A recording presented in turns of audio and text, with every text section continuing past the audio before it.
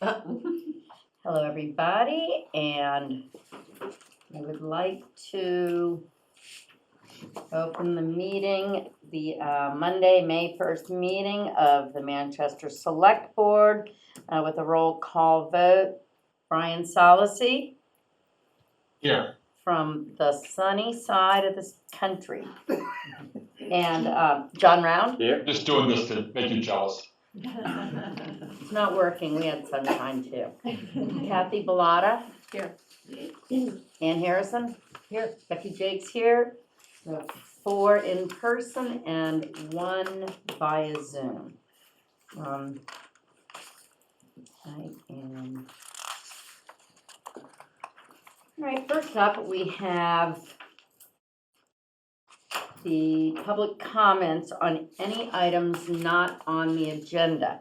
Is there anybody who would like to make a comment today on an item not on the agenda?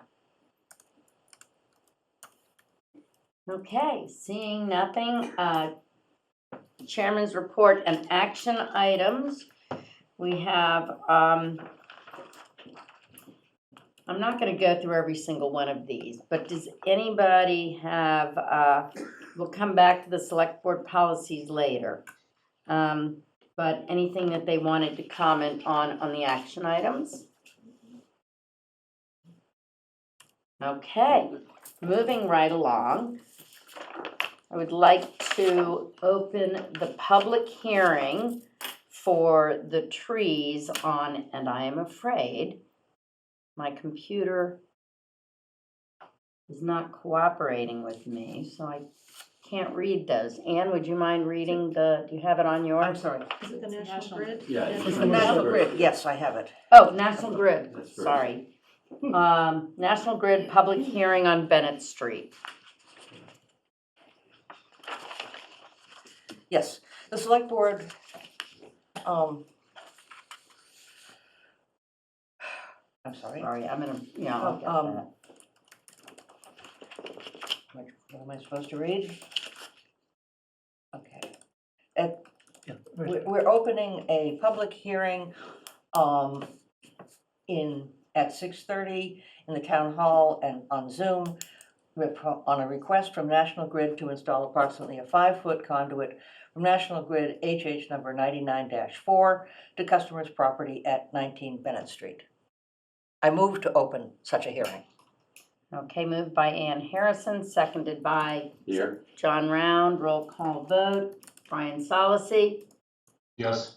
John Round, Yes. Kathy Bellata, Yes. Ann Harrison, Yes. and Becky Jakes says yes. All right. Savita Mahabir Sheehy, representing National Grid, 44 River Street, Beverly, Massachusetts. This is to provide an upgraded service for 19 Bennett Street. Okay, questions from the board? John? Most of the information is fairly complete. Just question, what is the elapsed time to do this? Is this like a 1-day deal or 2 days or 3 days? Should be 1 day. 1 day? Okay. And we did get Nate's email Yes. saying everything seemed to be in order and that stipulating the conditions about getting the approval and having police detail and everything. Kathy, do you have any questions? Nope. Ann? Nope. I did have a question. Where are you actually, is the access coming between Sarah Melish's property and the other is, because there's a big trench, is that where the access is going? I knew they were digging for water. Sewer. And sewer, okay. But I don't believe they've dug for us yet. Okay, so I guess my question, and Nate, maybe you know the answer to this. Where from the property is the power actually coming? I would defer to Grid. I mean, it sounds like it's an underground line. I don't know specifically where their duct tank is in the It's in road. front of the home next door, so if you're facing 19, it's the home on the It's to the right-hand right. side. Okay, and my question, the reason I'm asking is that it looks as if access to that property has gone through a curb cut that has not been actually taken, is that correct? Has there been a curb cut that's been applied for this access? Not that I'm aware, I guess Oh, I'm not The familiar cut, enough. I think, is for the sewer. It's been for a lot of things, but I'm just saying, and it just coming before us, my concern is that we have a property where there's a lot being done. Curb cuts don't come before us, however, the access for other purposes does. And if they haven't, if the builder hasn't gotten a curb cut to be able to access as they have been, We don't even know that this is a curb cut. that's what I want to find out. And that's why I'm asking. Question, is a curb cut a final result? Or might they cut that curb because they just need to for all of the piping? And Exactly. then they replace it unless they're gonna go through the formal process, in which case, if that's the situation, it's not really relevant whether it's cut or not right now. It's gotta be restored to the position in which it was. Exactly. But DPW would sign off on A curb. An official, Either even on way. a temporary one? a temporary or, All right, well, then I stand because corrected. they're cutting the road and cutting the curb. Yes, they are. So, and you say that has not taken place at all? So I guess, go back to what we're defining as a curb cut. They do not have I haven't reviewed a permanent curb cut. I assume when planning board, and their permits were issued, they received a curb cut for the new house. For what National Grid needs to do, that's the normal course of construction, getting through. Mhm. Anything that they would remove, they would replace within the same day of work. So if they have to remove, I assume you would go under the piece of curbing to get to the site, or if you have to remove it, they're gonna reset it within the same day. So I wouldn't define that as a curb cut. Right, that's more of a road opening. Yeah, it's a permit. road opening permit Right. For their purposes? yes. Right. Okay, But okay, we haven't done any of right. ours. And I was trying to determine from which part of the property it would come, Okay. and you answered. Ann, what did you want to say? I had an opportunity to look, and it appears that the garage is on the other side of the house from this cut. So I doubt that this is a permanent. Okay. Do we have, where's Brian? Brian, any comments or Yes, ma'am. questions? No, I think it's pretty well cut and dried, and if DPW is happy, I'm happy. All right, wonderful. Are there any questions or comments from anybody in attendance? Sarah Mellish, 11 Bennett Street. I've had major construction done on my house. There's been a lot of work done on my street. DigSafe has been there many times. They never, ever have marked the electrical service. And my concern is that my electrical service is from that handheld that's being dug up, and I would like to have the electrical service marked. I talked to a landscaper who did work on the property back in 1995. He thought my service might be under the driveway. But it seems to me National Grid doesn't know where it is because DigSafe has never marked it. And it seems that if it's coming out of there, the National Grid could mark it as determining that it goes to number 11 Bennett. Okay. We would only mark it in the public way. It's never been marked in the public way. Okay. It's never shown where it's coming in from the street. Okay. A gas has been marked all the way up my property line, on Okay. both sides. But electrical's never been marked. Nate, is that a reasonable condition to have them mark if it's in the public way, mark where it is, have DigSafe do that? If they have those records, it's all dependent on if National Grid has those records, which I'll see what I can find. yeah. But what does the homeowner do if there's no Right. National Grid records? You actually own your underground service to the connection point. So if the connection point was in that handhold, because it's multiple customers out of it, they own it to that handhold. But how do I know that? How do I know it goes to that handhold? Your contractor did not give you, wasn't that part of your, Electrical service was put in 1980 when Manchester Electric ran the electric company. So not National Grid. Okay. I'm not sure how best to address Sarah's needs. Nate, do you have any suggestions on that, or is that just, I mean, I mean, that. You can trace it, yes. Yeah, you could have an electrical contractor in theory trace it, but if National Grid, when they do open the handhold, if you could potentially, see what's coming in and, mark it from that perspective, yeah, that might be the most viable option Okay. in the short term. thank you. you're welcome. Sarah, is that all right? I mean, Yeah, I mean, I'm in a very difficult position.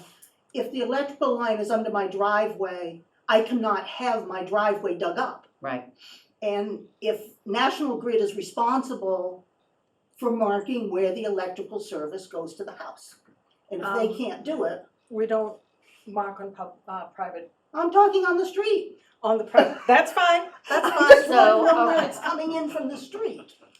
okay, well, National Grid will try to see if they can determine If it's out of that on same the handle. public Yeah. property Yeah. where it is. It could be a T box, in which case we're digging up the street to find it.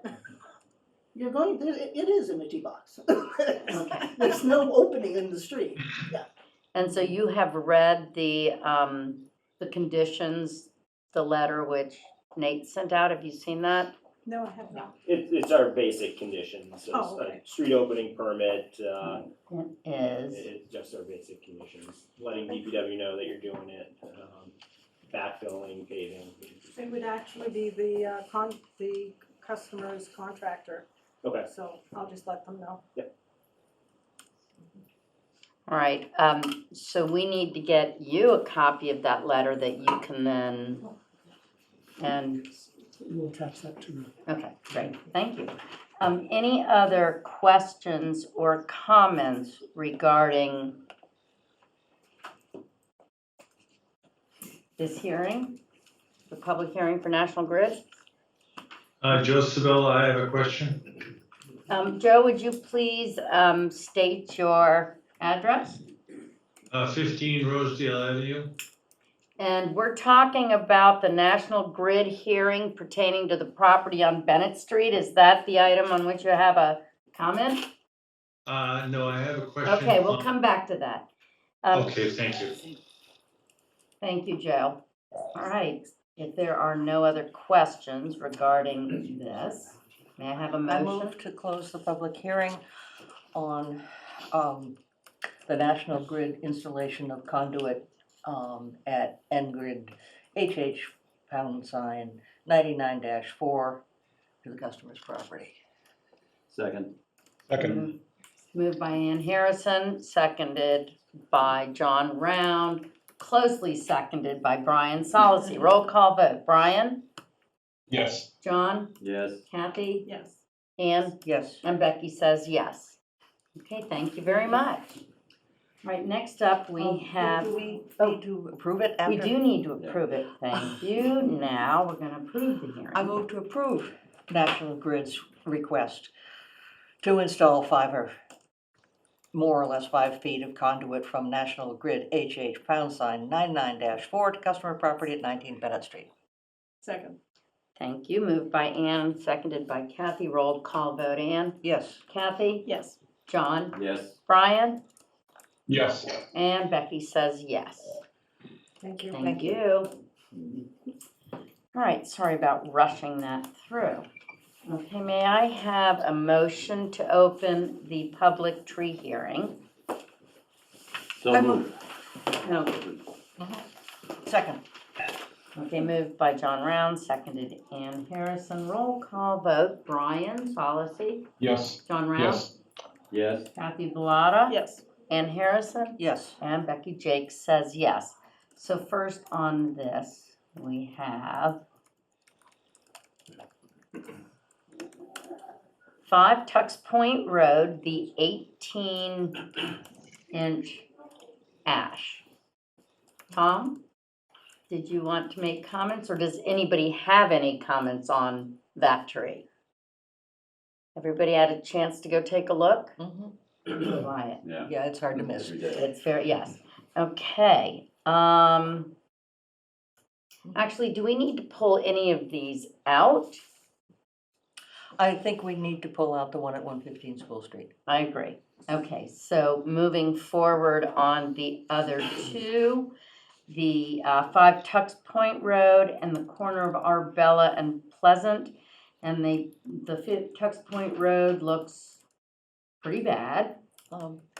Maybe Joe has a comment, maybe Joe's comment is about the one on Arbella, so perhaps we should take these each individually.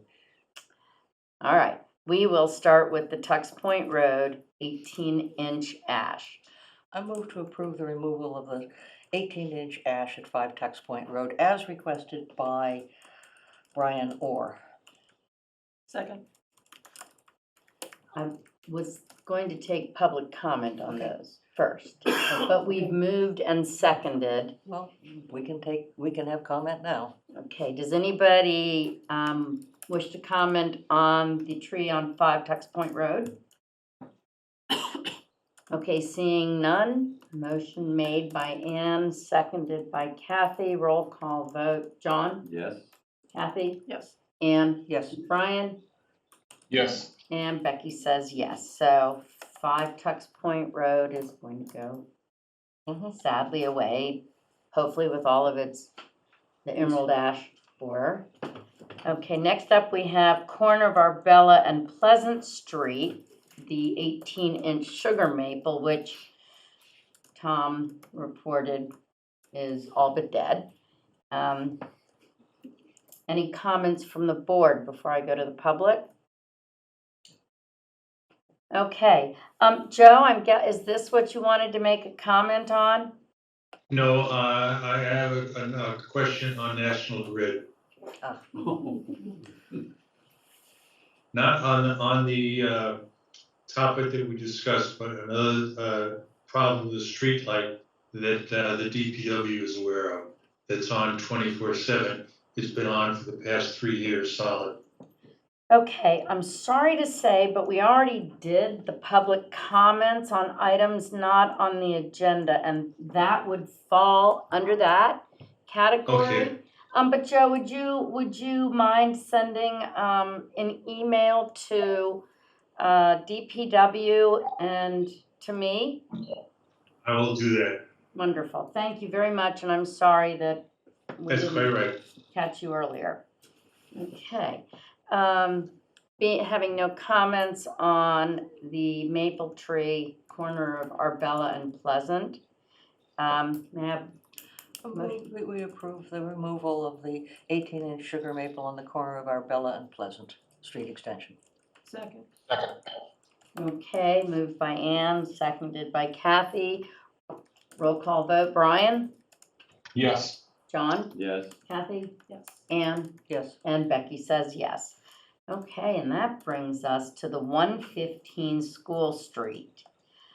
The big American ash, 48-inch American ash. It's Elm. an Elm. elm, it's an elm. That's this, right. Elm tree, thank you. Okay, comments from the board first, John? Sounds right, it's a tough call. It looks pretty good. I guess my question would be, and I'd ask, well, I asked Tom, I'm just wondering, I'm looking at the picture, wires are going all through it, all this is a pretty significant tree, and those limbs look pretty robust. Is this in any way interfering with any of the lines that are going through the street at that point? They've, over the years, pruned sort of a window through that tree. I can see. Elm is very strong when it's live and healthy. I've never seen really any, are you concerned about something tearing out of the tree? Yeah, I'm Coming concerned on. about limbs coming down, but Yeah. yeah, looking at the tree, these limbs are pretty solid. Yeah. Very healthy tree Okay, at this time. That doesn't Yes. mean with elms, I'm sure you're all aware what can occur with elms in one season, but 5 years ago, I put a reflector plate on it. The problem was it was getting hit by snow plows and gouging and repeatedly callousing over on that side of the street, but it hasn't been struck in 5 years, so I did go up and put that. You see the big yellow reflectors there, they're aware of it now, the contractors, and follow-up question to that, has it been struck by a car? I mean, we all go by that tree a lot, and it is right on the street.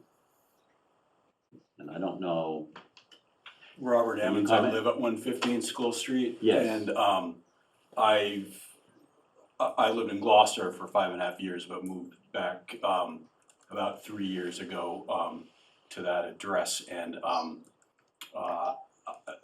anecdotally, I'm not aware of there ever being I mean, it would have had a public safety concern in that regard, no. because it is right on the street. I can understand plows perhaps, they're trying to get as close to the street edge as they can, but. Debbie, were you able to get his name? No, I didn't get his last name. Okay, EMMONS. Okay. thank you. Okay, thank you. Okay, Kathy? Just question about whether or not the tree is interfering with utilities or sewer, and it's pretty That's big. what- Nate? Yeah, so I mean, obviously, we're doing a pretty significant amount of paving, both to the roadway and to the sidewalk, you know, to the tune of about $1 million. You can see from, you know, what's existing out there that, you know, it has kind of heaved the sidewalk and asphalt in over there. You know, that would certainly happen again in the future. It always has the potential to get into the sewer. Roots migrate, it's exactly what happened to the sewer service at Seaside 1 with the tree that was out front. You know, in the short term, it's not gonna do anything, but longer term, you know, it could have an impact on our sewer, and it will certainly have an impact on, you know, the new paving we do in years to come. Ann?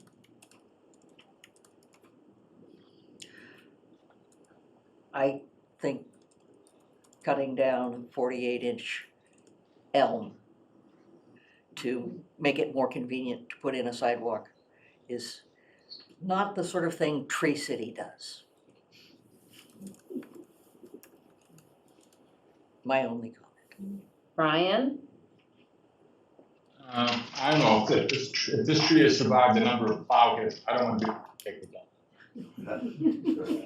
If it survived a number of hits, then God bless it, let us say. Thank you. I, as you all know, I love trees, so I am very, well, maybe not everybody, but you do. Anyway, and I just makes me think of the song, you know, pave paradise, put up a parking lot.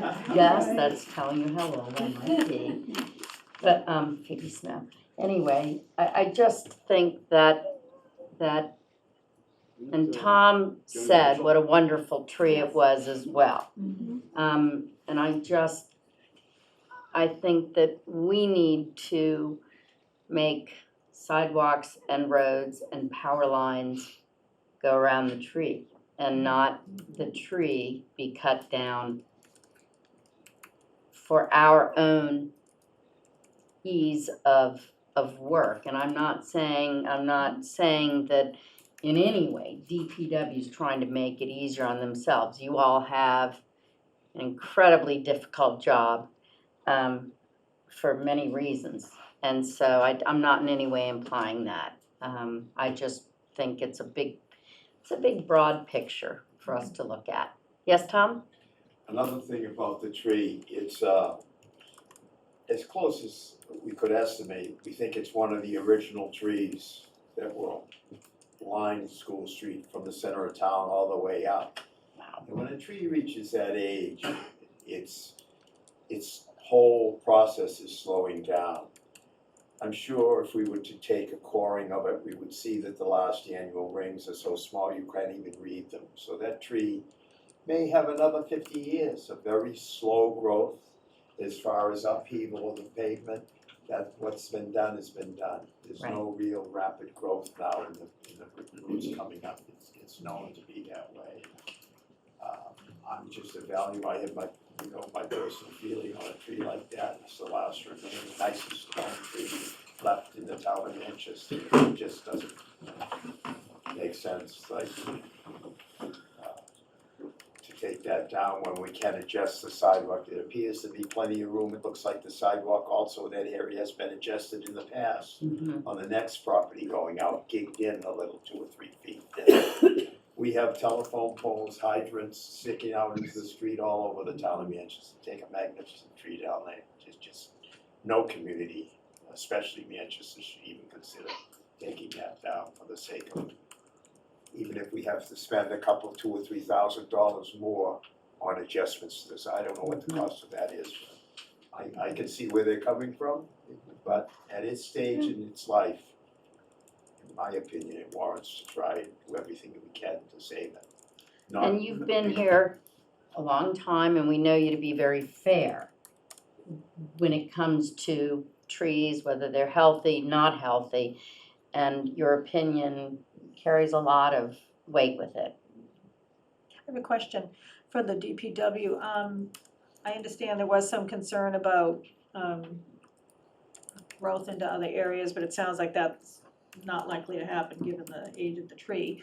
But if you were concerned about it getting entangled more in sewer lines or something like that, is there something preventative that could be done while you have the roads opened up? You know, is there a question of spending a few more dollars preventatively so that the tree can have as long a life as possible? Yeah, for the sewer, you can definitely go in and, we wouldn't even have to tear anything up. We can access from the manholes, and you can essentially, if we see that roots are starting to come in, you can cut them out. Sometimes, depending, you can do a prohibitive spray on the roots, so they don't grow in. I think it's more immediate, it would be on the sidewalk in that area, just because, everything's gonna continue. The roots is really, so, depending on when we strip back that sidewalk, what it looks like, you might have to, which we've done in other areas, grind down the roots just to make sure that we can, for at least the short term, we can have a sidewalk in that area that is in good condition. Thank you. Thank you, Nate. Are there any comments from anybody else from the public attending the meeting? I'm Jody Morse, 11 Jersey Lane. So I'm here as another tree lover, common with Becky. I'm also here on behalf of the Friends of Manchester Trees, of which I am the president of this wonderful organization. To me, this tree is a poster child for why we have a tree policy, town tree policy here in Manchester.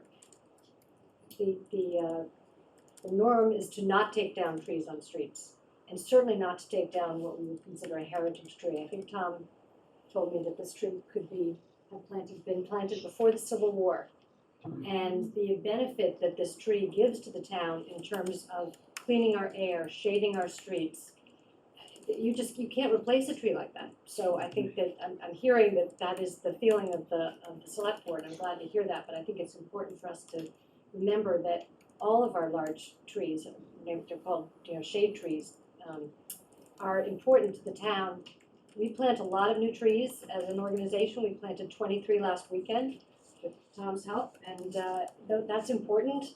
But these little trees, they're important, but when you have a tree this size, you would have to plant 20 of these little trees to even start to make a dent in removing a tree of that value, ecologically and climate change wise, and just beauty. So I just wanted to underscore that I'm glad to hear that people recognize that. It would be nice to have a mention in the cricket about our potentially pre-Civil War tree. Yeah. So we have Sandy with her hand up. Okay, well, Jan, I'll go, Sandy, I'll be right with you. Jan, name and address, please. Yes, Jan Eschozier. The last name is spelled Eschauzier. 33 There we have it. 33 Union Street. I just wanted to add a little bit to what Jody was talking about. The value of a tree that age is, as she said, it cannot be replaced by smaller trees. And in fact, a tree in that position stood a very small chance of surviving, frankly. I mean, as you said, it's been hit 4 times by a plow, it gets salt on it, it gets, peed on by dogs.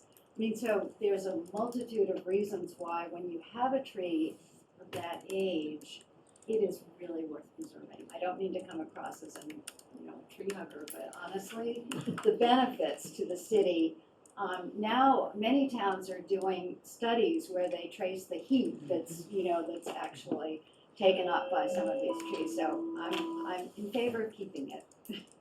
Thank you. Sandy, your name and address, please.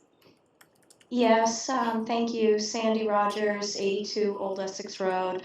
I wanted to put in a comment that I agree that we should be keeping this tree for a whole host of reasons. It is majestic and it really does contribute to so many good things for our town and health. I just also wanted to add that I was told once that on a street where we had parking jutting out, it actually slows traffic down. This is where we're coming off of a stop sign. I think that people are going a bit slower there, which I hope has helped save it and will save it in the future. But something to think about is that people are cautious and they don't just take off after that intersection. So it actually may be helping our traffic pattern. I also just wanted to make a point that I did not know about this tree hearing until today because someone sent me an email. And for future tree hearings, it would be good to have more notice and also something more overt on our own town website. So something to consider going forward. So thank you. Thank you, Sandy. Mr. Emmons, did you have any other comments to make? Yeah, in fact, ties in with that is that I was out on the sidewalk and happened to notice the notice nailed to the tree. And the whole reason I came down here was to find what the impetus for removing it might be, because I believe it might have been in the 70s that a lot of trees came down on account of Dutch elm disease. And I was going to suggest that if it's not a diseased tree and there's not a truly compelling reason to yank it out of there, I wanted to stay there. After the that intersection became a four-way stop, the law of unintended consequences was people clear the clear Pleasant Street and Pleasant Street Extension outbound, and since it's a straightaway, they hit the gas, and so it's made it occasionally sketchy to pull out of my driveway, and so I'd like hearing from, if that was Sandy over my shoulder on the loudspeaker, that it slows traffic down. That's something I hadn't even considered, but mainly I want to say if it's not diseased, it's people aren't running into it. They're more likely to collide at that four-way intersection than they are bang into that tree. Thank you. Peter? Yeah, Peter Eschozier, same last name, 33 Union Street. I have a question for Tom. Does the tree incur is there any harm done to the tree if they cut roots out of it? Like, in other words, they excavate where the sidewalk is going and there are roots there. Does the tree incur any harm by cutting those sections out? Tom? You know, that's always a question. I mean, you're injuring it to a certain degree. It's normally a tree that's not prone to invasion of disease through its root system. We've done it around town on various other trees, playing them off a little bit. I would sort of refrain away from it, you know, if we can, as minimal. I mean, I'll be willing to come over when they want to work around the tree and watch what they're doing. And if it's done very carefully and cut off neatly, and then it will callus over. And of course, That would be it's great. too bad we couldn't get a little away from it Mhm. with the sidewalk. That's up to the DPW and what they can do. If they have to put pavement right up to the root flare, then they have to, but I think it will, you know, anything we can do to minimize any unnecessary, if it's necessary, not, you know where I'm coming from. So Nate, you all able to reach out to Tom when you get to I that think one? we have his number. Yes, you do. And he has yours. Thank you. Okay, any more comments before we close the public hearing? Just one quick comment. Sandy? Sandy Bodmer Bodmer, 89 School Street, seconding a lot of what's been said here, but especially what Mr. Emmons just said. That tree, 175 plus years old, it survived the Dutch elm disease, which so few trees in town did. So please, let's have it continue to survive. Okay, thank you. Motion to close the public hearing? Move to close the public hearing on. Oh, wait a minute, no. No. We have to vote on 115 first, sorry. Okay, okay, we don't close the hearing and then vote, we vote and then close the hearing? Well, we voted on the others. Yeah, well, I think we may have I made a think mistake. yes, we should have, you're right. Okay. Okay, I move to close the public tree hearing. You moved to close the evidentiary The portion. evidentiary portion. Just to Thank be technical, sorry. No, Well, we need to have that, thank you. I move to close the evidentiary portion of the public hearing on 3 trees. Second. Okay, friendly amendment, the 3 trees, one at 115 School Street, one at 5 Tux Point Road, and the other at the corner of Arbella and Pleasant Street Extension. Accepted. Thank you. Accepted. Okay, moved by Ann, seconded by Kathy with a friendly amendment. Roll call vote. Brian? Yes. John? Yes, Kathy? Yes. Ann? Yes. And Becky says yes. Okay, now we're going to Now. re-vote on. Now, I move that we agree to remove the 18-inch ash at 5 Tux Point Road. And let's just go ahead and Okay, do together. And also the tree, the 18-inch sugar maple at the corner of Arbella and Pleasant Street. Second. Okay, moved by Ann, seconded by Kathy. Roll call vote. Ann Harrison? Yes. Kathy Bellata? Yes. John Round? yes. Ryan Solacey? Yes. And Becky Jakes says yes. I move that we deny the request to remove the tree, the 48-inch American elm at 115 School Street. Second. Okay, moved by Ann Harrison, seconded Kathy Bellata. Roll call vote. Ann? Yes. Kathy? Yes. John? Yes. Brian? Yes. And Becky says yes. There we go. Thank you all very much for coming. A reprieve for the elm. Hooray. Very all go important. super Seinfeld. Yes, exactly. I saw that one. Thank you. Okay, I think that we're going to wait a little for, John. He did say he was going to be coming. I saw him a little bit ago. So it is 7:05, so we can go on to the facility plan progress. Hello, Jimmy. Thank you, Nate.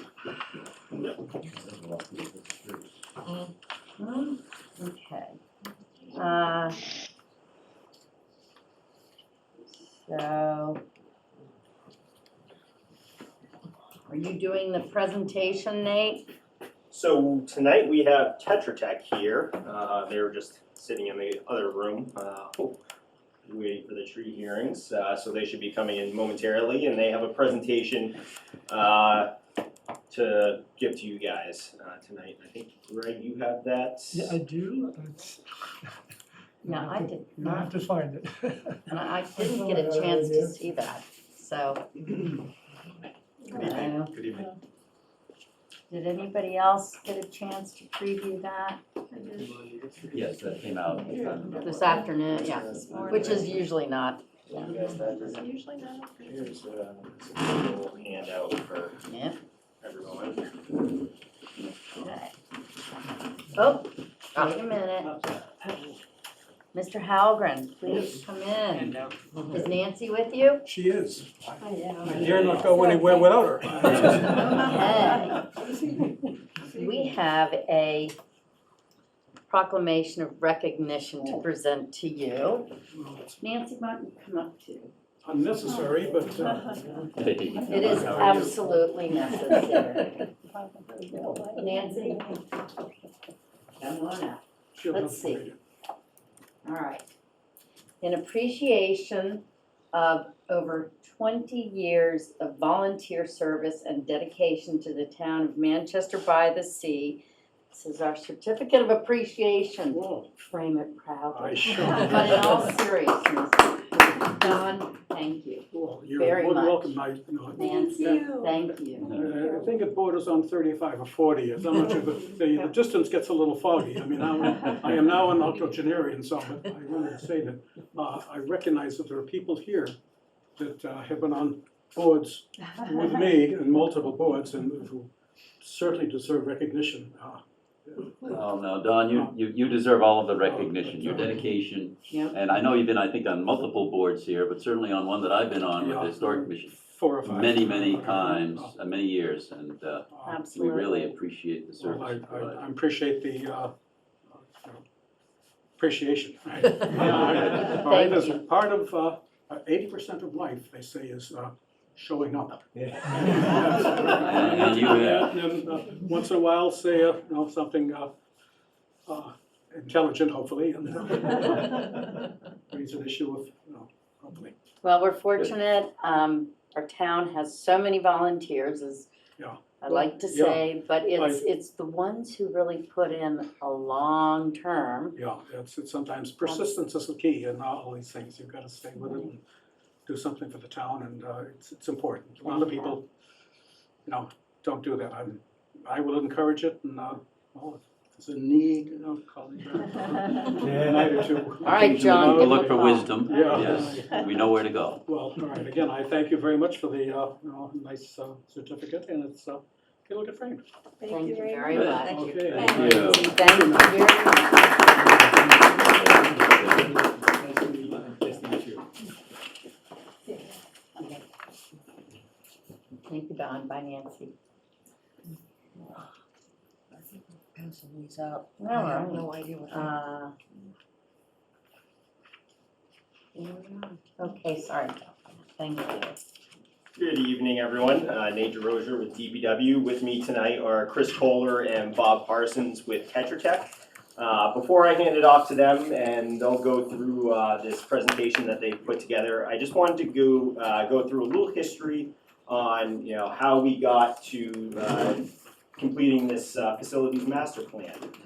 So back in 2018, when Chuck and I were fresh faces to town, the town completed its 2018 master plan.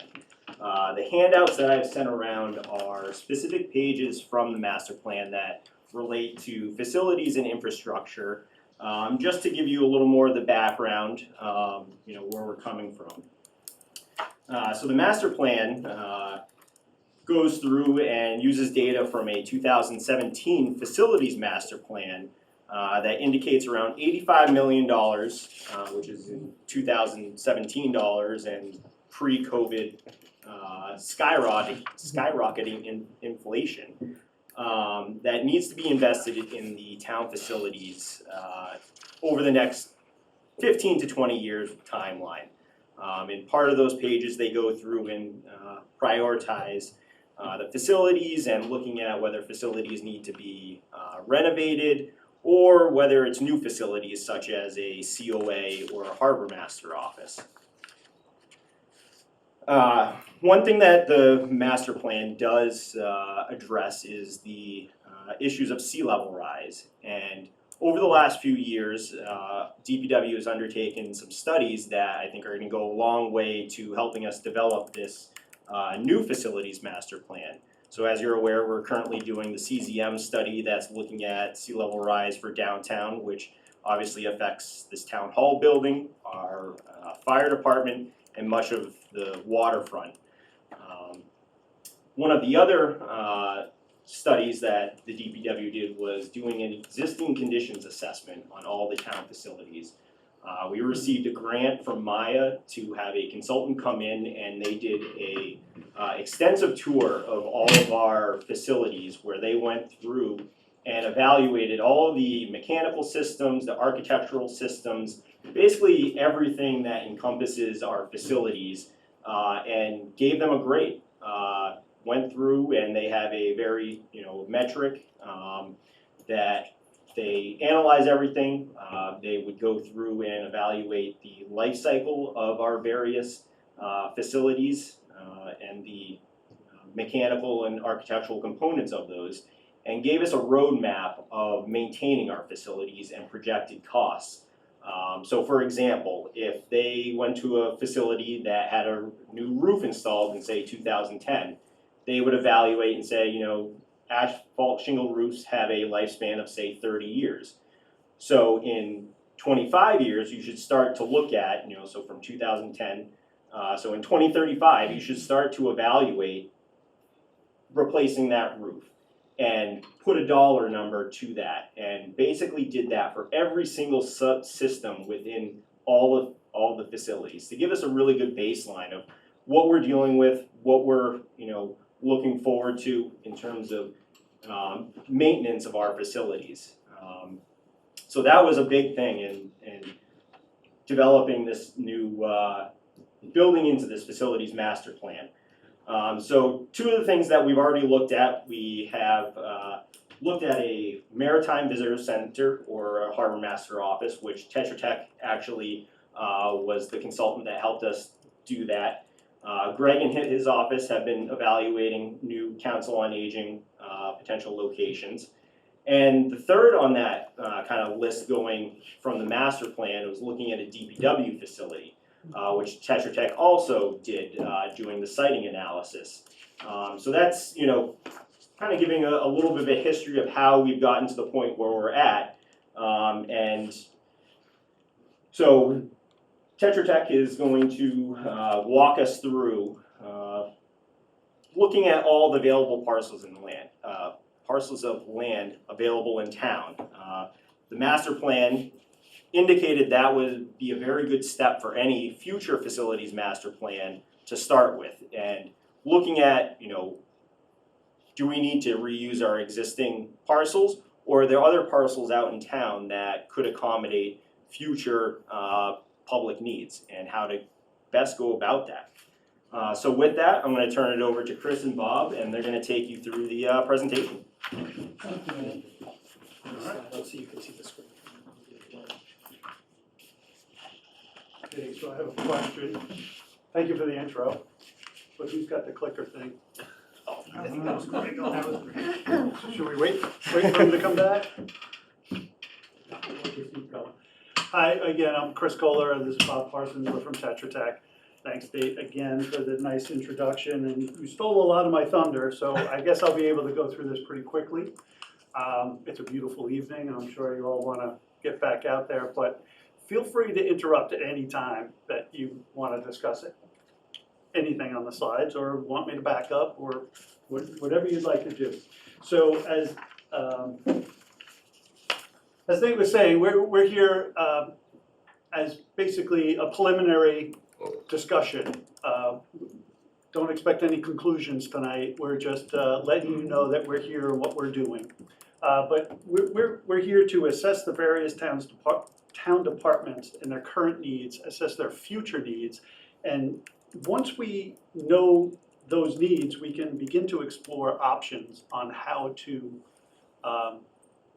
how to achieve those goals and give it, I'm not gonna say all, but try and get as many departments what they need. We're gonna inventory and review existing town-owned parcels, and we're gonna inventory a limited number of privately held parcels. We'll get a little bit more on that a little bit later. We'll prepare, part of our scope is to prepare conceptual designs to develop and redevelop available properties to best serve the town's needs. We'll prepare conceptual planning level costs and submit a report. So that's basically the normal flow path for a study. Next slide. Something strange in the upper right-hand corner, but that's okay. That's technology that I'm not used to. So we're hoping to meet with many of the departments in town. The whole idea behind this slide is we're not operating in a vacuum. We want everybody's input, or as much input as we can possibly get. We've already met with the town manager, we've met with DPW, we met with the police department, and we met with planning. But you know, this is a heads up. If you get a call from us, that's probably what we're trying to set up a time that we can all sit down and talk about everybody's needs and their goals. Next slide, we're gonna go through the tree pretty quickly. There are a lot of reports. Nate mentioned a few of those reports earlier, but there are a bunch of reports. I'm not gonna go through them one by one, but we will be reviewing all of those and digesting them and summarizing them in our report. Next slide. So these are kind of the highlights of some of the bigger, I would say bigger projects, but they're also the bigger departments in town. Public Works, and the initial infrastructure analysis and challenges that we're gonna see, for example, Public Works has an aging infrastructure with the buildings, as Nate mentioned. They have a finite lifespan, and it's It was over some time ago. Yeah. I didn't want to say that, but I'm glad you did. But it's time to start thinking about replacing, if not, should have thought about it earlier. Police station, we took a tour downstairs, we met with them. There's certainly a lack of adequate space.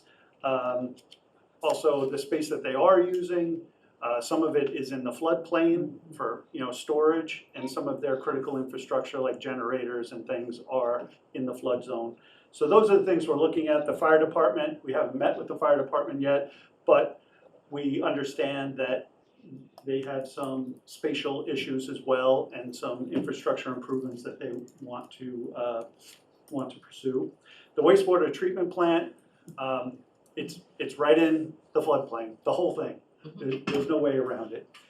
Town hall, town hall, again, a lack of space. It's also obviously partially in a flood zone.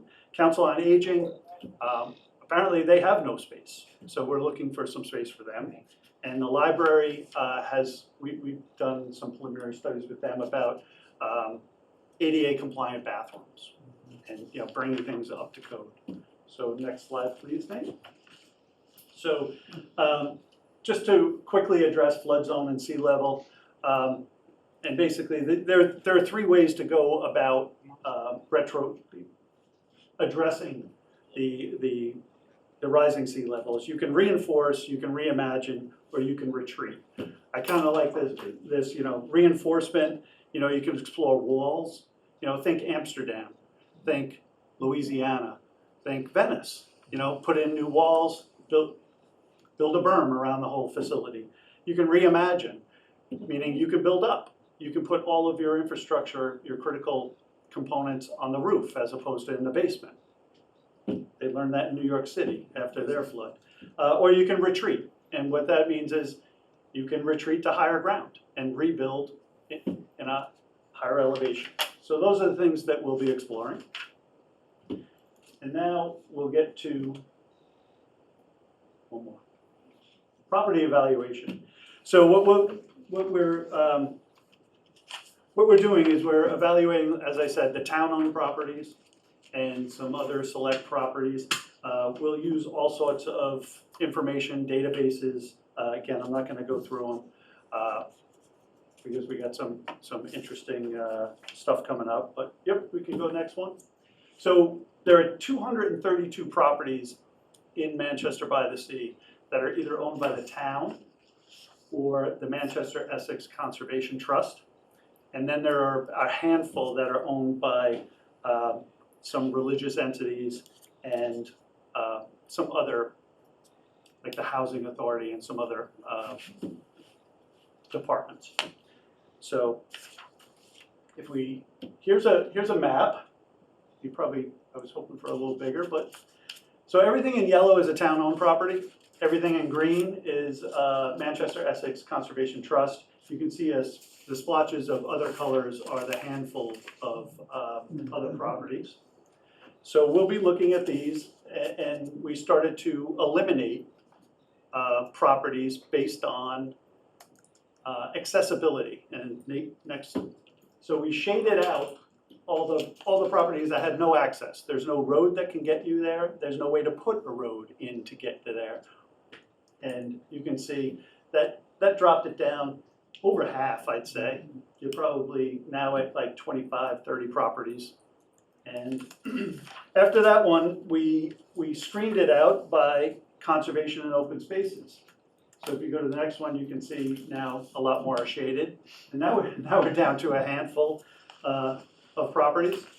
And then we shaded, we blacked out, if you go to the next one, Nate, the existing zoning code and where you could put some facilities. And we are literally down to five lots that are available. And they are, that big one in the upper left-hand corner is the former landfill, which we're not gonna build on. So there are even fewer. You're down to 4. In the upper corner, you'll see a red or an orange dot. It's tough to see. That is what we call the School Street site. There is a cell phone tower there. It's town-owned property.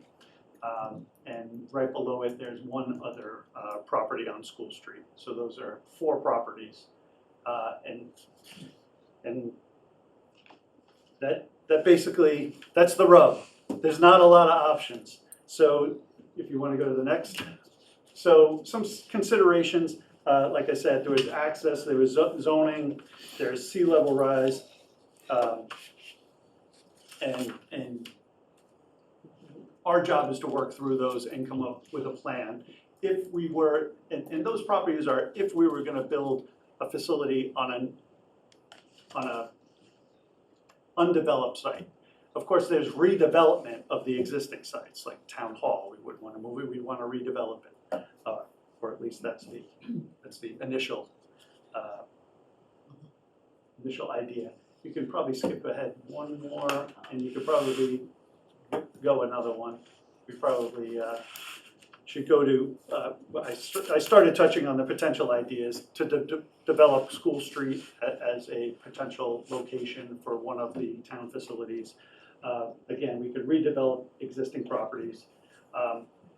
Some of the things that we're going to consider might require some flexibility on zoning regulations or conservation or conservation commission. We might be appealing to a lot of the boards in town if we want to develop some of these properties. There's also private properties that sometimes come up for sale. It's very rare in this community, but maybe there's a lot out there that somebody knows of. We're all looking for ideas here. If you know of a parcel that's coming up for sale, let us know. Who knows? We can look at it. Or something to consider is potential land swaps. You know, maybe town-owned property for, you know, a smaller but developable property. Somebody might be interested in that. By not just individuals, but groups or businesses might be interested in something like that. So those are the types of things. Again, we're at the early stages. We're not going to do this in vacuum. We want to hear what everybody has to say, and that's kind of what we're looking at. So I'm trying to keep it down. I think that was our last slide. So, questions and discussion? Ann? When Yes. you evaluated the space for the police department, did you include the fact that they've shut down the dispatch center, giving them a room that they had used for something else that's now not used for that? Right, well, we took a tour and we will evaluate all the space down there. I don't recall that. The dispatch is actually on the first floor. Yes, we went through and we took a tour of the dispatchers and I believe they're using it as a conference room now. Or No, it's it's the next, it's that next room off to the Yeah. side. so it's, So- so we're still in the data gathering stages. They're Yep. trying to give them baseline, kind of get familiar with the town, the Mhm. tours. We'll be over to fire department, at some point in the next coming weeks. So it's really, they haven't started to, develop any thoughts, beyond just kind of trying to get an understanding of where we're at. What is our baseline? Just wanted to make sure that they had picked up on a recent change. Yes. And we toured the ground floor with the cells and some of the equipment that is in the HVAC and the safe the safes that are in the equipment room and things like that. I mean, it's packed down there. I mean, that's what the flavor I got as I walked through. Like, they're using not every square foot, they're using every cubic foot. Yeah, they're sort of dual purposing a lot of different spaces. And so having the discussion with the chief was very, very helpful because sort of get a sense as to where they're kind of tight now and what maybe some of the future needs might be and making sure we plan accordingly. So, we're thinking about a lot of different things, but it's important for us at first to go out and understand what the current condition is. Like, is this particular facility capable of handling the existing need now? And what potentially could be a future need? And that would go to fire and all the other departments as well. Those are tremendous exercises for us, because obviously folks in town know these facilities and what is needed much more than we do. Where we, I think, can help a lot is looking at existing space and what some of the space requirements might be. We've had an opportunity to do that for a few projects in town. We did a siting assessment for the Harbor Master, the Maritime Visitor Center. We did an exercise at the library for compliant restrooms, DPW siting assessment. So looking at these parcels and saying, how can we conceptually develop these parcels to meet the demands of the department? So maybe DPW can't go on a parcel Y, but it could go to Summer Street, that type of thing. Will it work? And so that's what we're planning on doing as part of this as well, is doing that inventory, understanding needs and considering future demands, and trying to make it all work. And as Chris has said, there are limited opportunities to do that using only municipal properties, which is how we started this whole thing. We didn't want to assume that we were going to be able to use private parcels, so the town was going to acquire any private parcels. It's certainly in the discussion, but I'm not sure how many opportunities there are for that. Starting where we are with interviews and understanding needs has been super helpful so far, and we're not done. And part of coming tonight is to sort of solicit that type of institutional knowledge that you folks have that we don't. In terms of need, in terms of available parcels, in terms of things we haven't seen. So, and this won't be the first time or the last time. It is the first time. It won't be the last time. I'll just go around to the board and see if anybody else has thoughts or questions. Kathy? Thank you. Yes, prior to my retirement, I actually did a lot of these types of exercises in my corporate life. So one of the things we would do is, to your point, understand the current state and the fact that you're looking at the future state. Awesome. Yep. I think this board needs to understand the assumptions of the requirements that people say they need 10, 20 years from now. Because when you look at what's happening in private industry, to Ann's point, right, we decided to deliver a particular service a different way, and now the footprint for that requirement goes away. So before we get into a lot of detailed design on what the future should be from a facility standpoint, I think we need to agree on the assumptions and the requirements that would go into that analysis. Because if you look at downtown Boston, you know what? Ain't so many people in offices these days, right? No. So, because people work differently, and I'm curious as to how forward-looking our town hall staff is in that vein. I mean, public safety aside, there's a lot of physical aspects to the equipment they use, but there's a lot of clerical work that gets done in this building, and I'm interested in learning what they think they need for a footprint, so. I think it's a great point, and we certainly have seen that there's a lot of people working remote now, our offices. Well, even if it's not remote, it's differently. Yeah. And you design the spaces differently Yeah. based on whether it's sole work, team-based, all that stuff, so. Yep, yep. Thank you. Understood. Thank you. John? Yeah, so this is a snapshot where you are right now. When is this report gonna be finalized? It's like 2 or 3 months? Yeah, something in that range, yeah. Okay, all right. About that range, yeah. We're, as a board in general, we're familiar with a lot of these lists, these challenges. They've circulated around from time to time on our agendas. Are you gonna provide a cost-benefit analysis in terms of doing A or B or C? That's a good question. We are gonna develop a conceptual ideas and conceptual cost estimates for these buildings. We're not gonna get into as much detail, I think, that a cost-benefit analysis would. Yeah, I'm not looking for detailed stuff, but, Right. It's gonna be a high level. oh, But yes. okay, I mean, that's what we need to, The thing we're looking for is to get an agreement on where we're going. Like, what can we move, how much space do we need? More of a high-level, big picture than the nitty-gritty details. right. I mean, I'm just looking, for example, this building, and it's been talked about, ought to move the whole thing someplace. And what does that cost?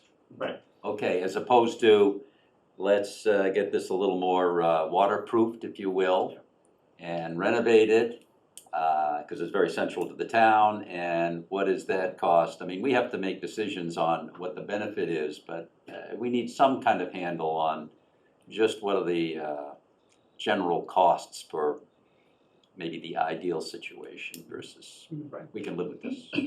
Yes. Okay, well, that's, I would look forward to seeing that in the final report for several of the options here, not necessarily all of them, but certainly the key ones. Yes. Yeah, The big and I bucks think ones. kind of to elaborate on that, I think they're gonna give us the data and information for us to help choose our path and look to the town and to the boards to help us define where we wanna go. I don't think we wanna put it on Tetra Tech to, say, this is your path forward. Right. They're just giving us the tools essentially to help make those decisions. And are they, how are they analyzing the life left in some of the facilities we have? And is that being done in a way to help us prioritize? So I think that rolls back to the conditions assessment that, Right. DPW helped do. We certainly, that's not within their scope to go through and evaluate the buildings to that level of extent.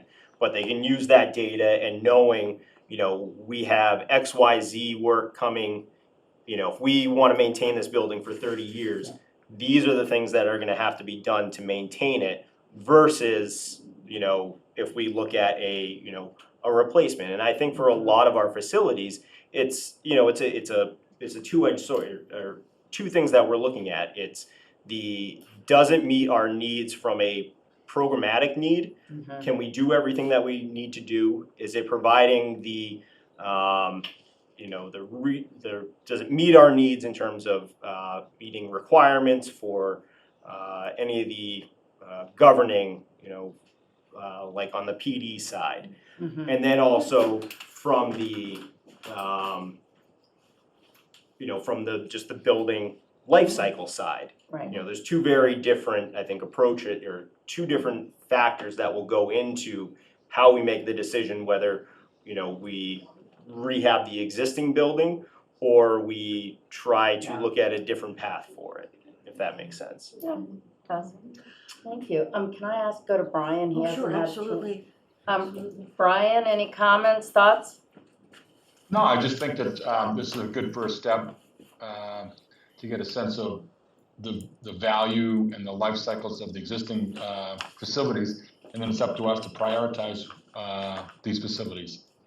And I think this is a one step closer than we were, 2 months ago. So yeah, I'm happy with where we're going, and I'm just looking forward to the journey, I guess. Thank you. I gotta, Go ahead, John.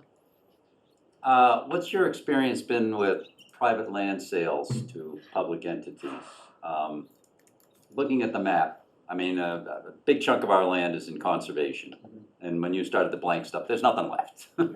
We're very, very, very little that's left. And so we have to kind of look at that, and I assume that if you go that way, you start to say, oh, this looks pretty good, let's talk to who the owner is and see what, if they're willing, see what Two the story spots, is. Summer Street, just beyond under the train bridge.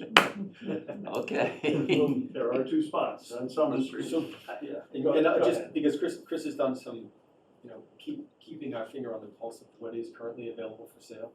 And internally, as properties come up, I think it's something that we can keep our eye on.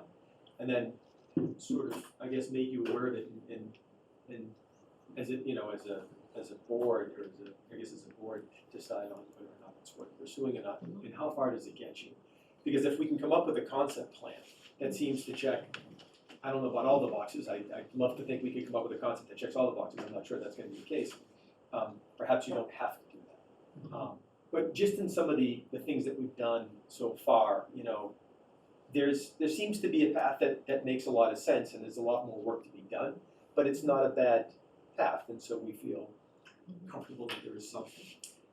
But private parcel sale, go ahead, I'm sorry. No, I was just gonna say, and to answer your question, municipalities tend to move a little slower than the private sector can, and, in a popular town such as this one, lots go very quickly, as do houses, with Especially sometimes people multiple here. offers, and municipalities just can't move that fast. So, Yeah, well, I just think if a municipality looks and says, the situation is we've got to find some private land, you got to be proactive. I don't care if it's for sale.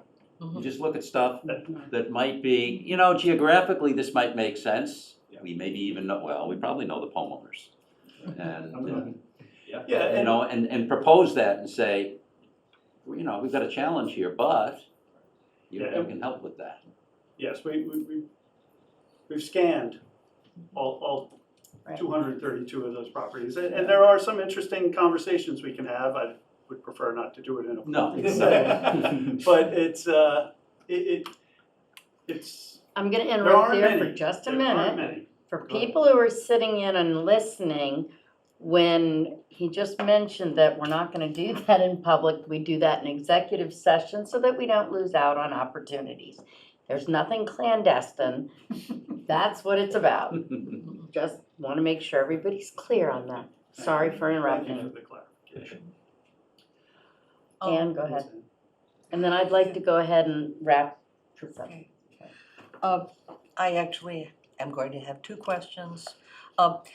In your introduction, there was a sketch of a DPW location, and you didn't talk about it at all, off of School Street. Yes. Okay. That was part of our previous siting plan that we did for DPW. Okay, fine. So this is fine. You're not That actually was looking very there in that conceptual. swamp. Very Okay. conceptual. Okay, but the other is you talk about, now I've lost it, of course, flood zone. To what extent are you looking at town or harbor round flood solutions, or are you looking at solutions for individual buildings? More individual buildings. Yeah. As opposed to the entire town. Good, thank you. We'll let the CZM study worry about the broader town. We'll let this study look at Look at specifically our facilities. Our facilities and, Yeah. and how they Stay can. in our lane. Yeah. I think the inundation mapping that's coming from that exercise is gonna be Yeah. super helpful for us though. And like I said, each parcel, you kind of address differently. Some can't move, some can move, and some can be easily reimagined on site, so. Yep. Like here, this is maybe a potential possibility for reimagining this building, taking different uses, but. This is a building study, not a how to save the town. No. Okay, thank you. I have maybe one more question, Okay, one more question. short one. The water issue, do you make distinctions on solutions on flood zones or episodic issues as opposed to sea level rise issues?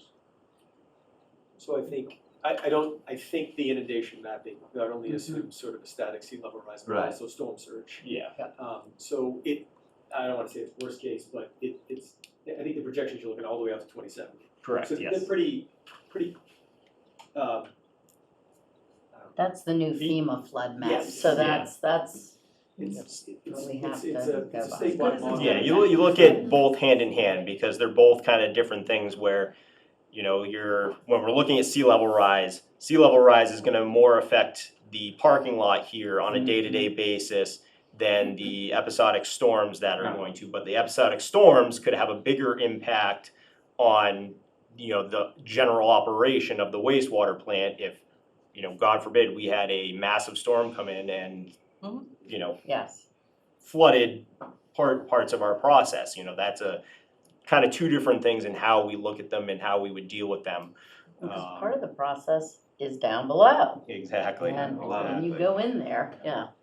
Yeah, like we could still access that site, driving through a little bit of water, but if it's under, through the parking lot. Fills the but- basement, you're Right, in bad shape.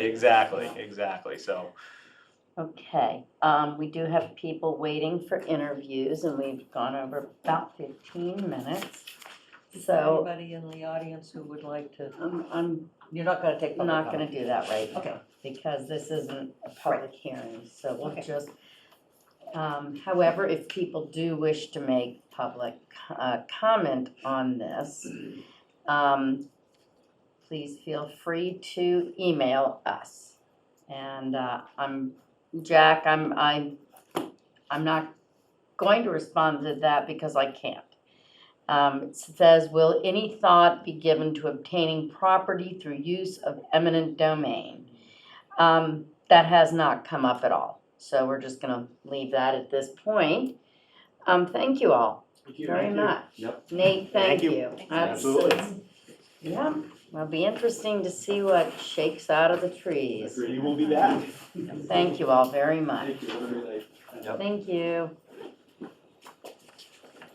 Okay, we have the application for Historic District Commission. Do we have Paul? Come on in, Paul.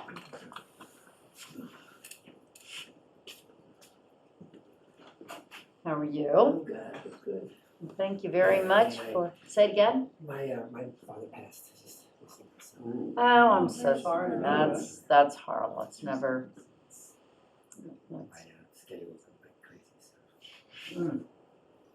Would you like to postpone this if that's, I mean. No, it's Well, thank you for coming in, and I'm very sorry to hear about your father. That's never easy. Always hard. 87. Yeah. No, we can say that. We still miss them. All right. Everybody, I'm guessing had a chance to read. So, Paul, we do have your information in front of us.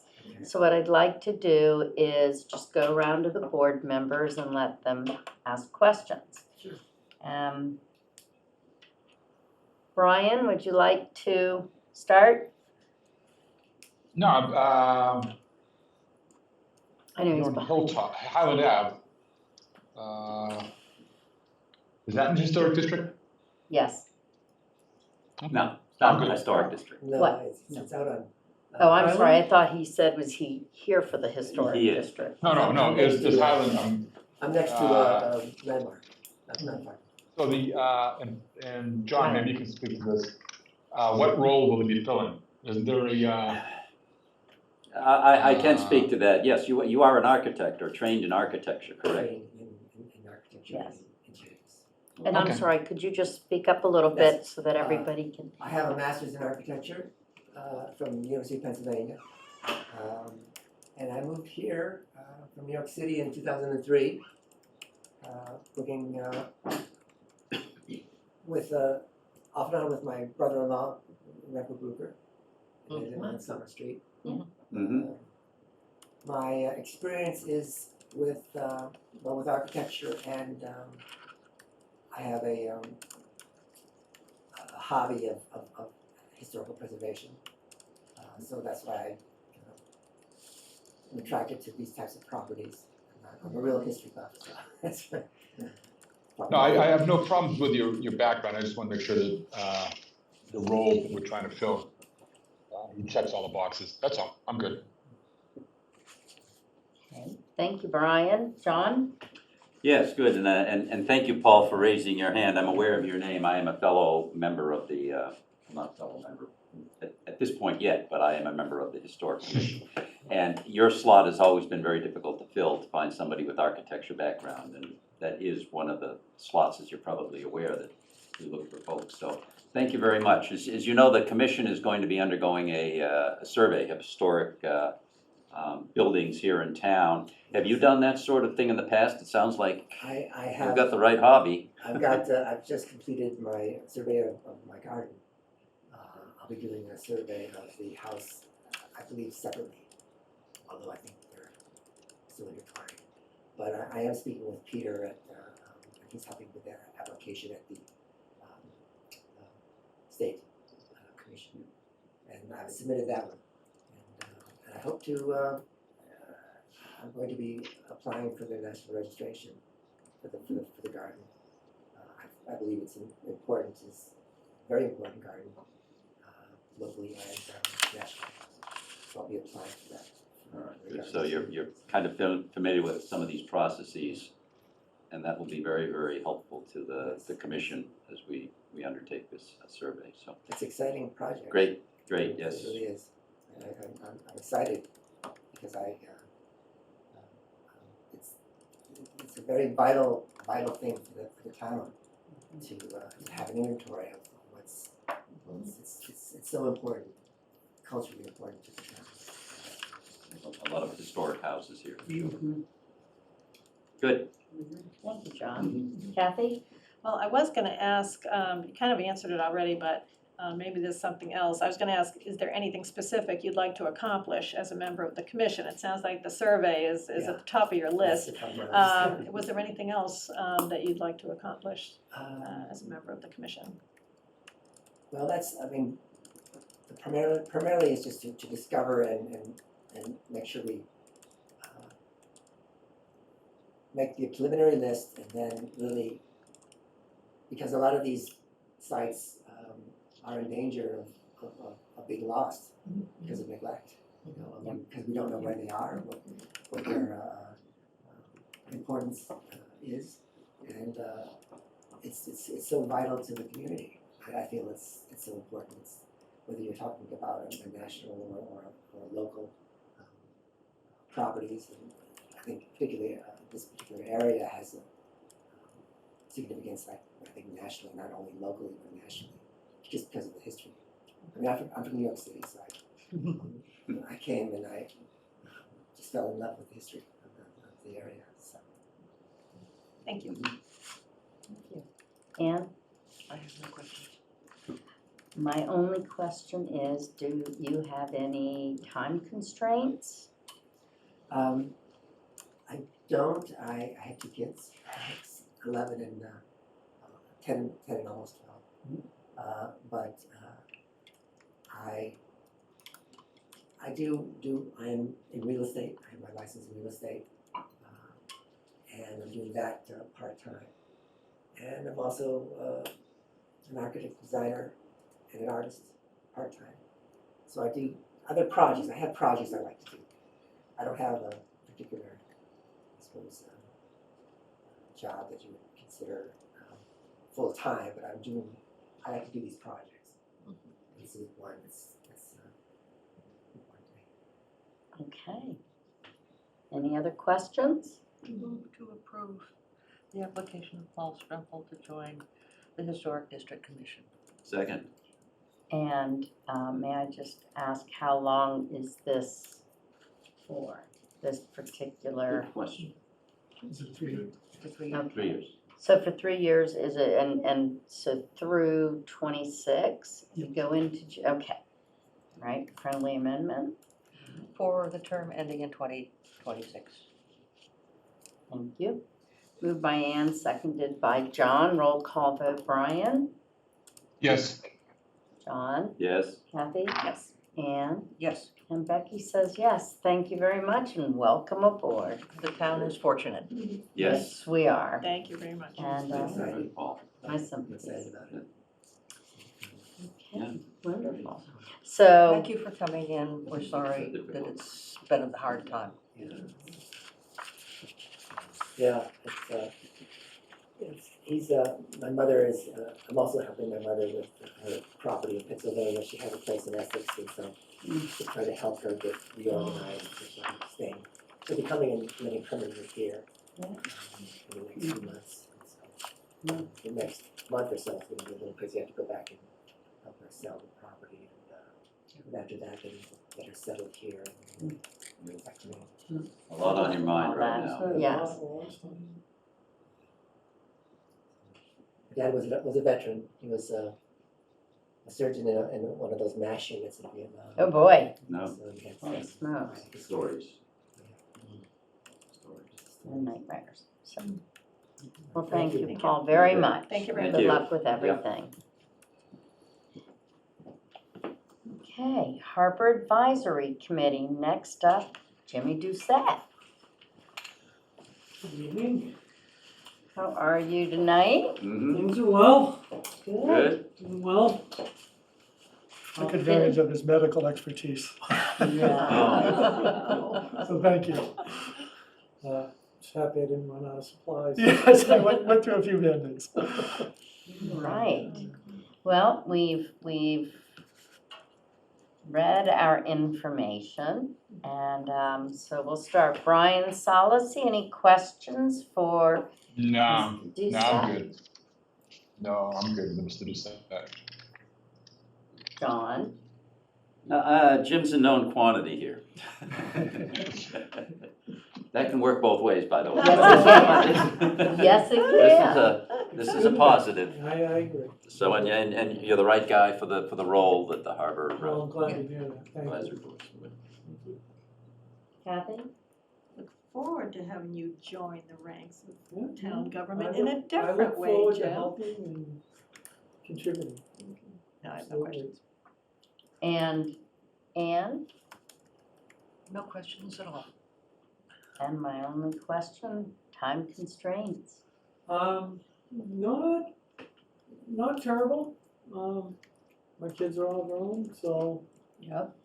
4 years left at the fire department, so I'll be around. I'm planning on staying around for a long time, so my schedule's actually freed up in the last few years, but I must admit, my oldest Will is due and his wife are due in 2 weeks. Oh my gosh, that's so And exciting. my good friend Hillary is due in June. No. Yeah, so I'm gonna be grandfather.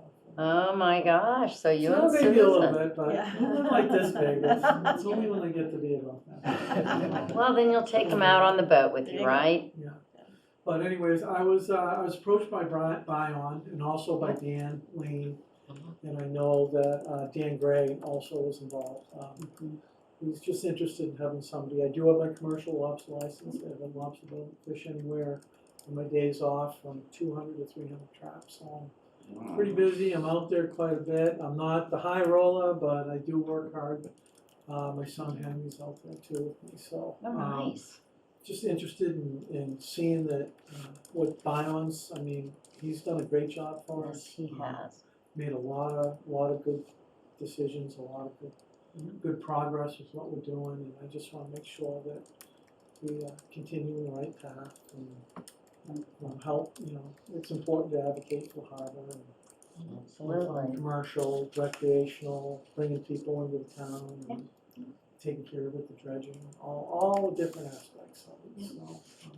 And representing the commercial aspect, that's, Yeah, well, that's we need important that. to me It's too, very but I think important. it's bigger than that. It really Mhm. is. I mean, being a coastal community and, I had this whole speech, but, I grew up, I had a little skiff back here when I was a kid and, go out to Sand Dollar Cove and you could water ski and you could. Yeah. And didn't have to worry about moorings and 200 boats, but, so yeah, it's just, I think it's important, it's something, not only with what I'm doing here, but give back, maybe get outside of what I'm doing. I'm interested in maybe starting to learn a little more about what goes on over here, so. Wonderful. Well, thank Help you out a very little bit, much. you know? No, So, that's it for me, so, wonderful. good, Well, thank you. thank you. Any other questions for Jim? I move that we accept the application of James Doucette to join the Harbor Advisory Committee for the term ending in 2026. Second. Okay, moved by Ann Harrison, seconded by John Round. Roll call vote. Ann? Yes. Kathy? Yes. John? Yes. Ryan? Yes. And Becky Jake says appreciative and enthusiastically yes. Thank you very much. Thank you very much, Jimmy. Congratulations. Say hi to Jim. Thank you. And again, the town is fortunate to have people like you who step up for jobs like this. Like I said, my schedule's getting a little slow, I Well, need a little more time, It's a critical committee, so Well, I think that, I thank you. did for Dawn and all this, it's important and, Yep. I think I picked it up, I read it, maybe it was in the town report, or whatever, about how many people volunteer and stuff, so. Oh, yeah, People step up and that's what makes the wheels turn, so, and we need a lot of it. absolutely. All right, Well, thank for your you. time. Say hi to Yep. Susan. I will, And, yeah. All right, you 2 guys have a weeks. good evening, thanks for all your hard work. Thank Thank you, Anything else, give Jimmy. me a call. I'm glad you're on Where you're at. Thank you. Thanks, Jimmy. Okay, Can I just put in Yes. something relative to town committee volunteers? It would be easier for me if the name were at the top rather than 2/3 of the way down in the form. application, Yeah. on the form. Yeah, you're right. and I we noticed used to that. have the duration. And so in other words, 3 years to the end of June or whatever, so Yeah, that if we could I get, was just gonna ask about that, because we just said 2026. Is it No, I had 2025? Is he 25. filling a slot vacated by Dan Dan, Lee? that's So right. that So- it so I think- term I think- expire June 2025, do we need to? I think. Sure, yes. Maybe we Okay. need to amend that, Amend that. so. I amend my previous motion to make the term end in 2025. June, into June. They all end at the end of June. Well, that might be the case, Second? but not everybody knows. All right, roll call vote, moved by Ann, seconded by Kathy. Brian? Yeah, sure, yes. John? Yes. Kathy? Yes. Ann? Yes. Becky? Yes. All right. Just a question that Ann had raised with regard to difficulty finding information on the form. Was the name put down below because you want to see the qualifications first blinded? No, that's a good point. You know, because I'm wondering, that's just not the way people think. That's a really good. And the reason that the name was put down there, I thought, was probably because, oh, what are the qualifications? And so you react to that before you say, oh, I know this guy, Yeah, or I don't. But knowing the guy is also important. It is. And You're gonna know that person anyway. It's not like that's blinded forever. It's blinded for 10 seconds. So in this instance, I would agree with Ann that regardless of what the purpose was, it doesn't really serve any purpose because you know everything. Okay.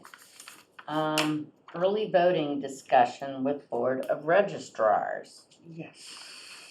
So, what do we have on with this? So I don't believe we have any board of registrars members with us this evening. Well, there's really not much. They're not able to join us. Okay. But certainly at a future date, we can have the discussion. So at this point in time, because the registrars voted not to go forward, the law is written that you can consider in-person voting if a majority of the registrars say yes. So it starts with them. So it's, yeah, it's But done. in the future, it makes sense to have a conversation with them prior to them voting, so that you Yeah. can have that conversation. Well, and as you said, get the information first. Let's, try to, Right. which we can't really do until we have early voting to assess. Yeah, so I think that, so the concern I have is we don't have any good data as to how many people took advantage of early voting the last time it was in process. So so it's too late for this election, we can't do anything about this election. The next election that the Board of Registrars would vote on, would that be the state primary in, is there a state primary or? Well, so the state elections are different. Those are automatic early voting.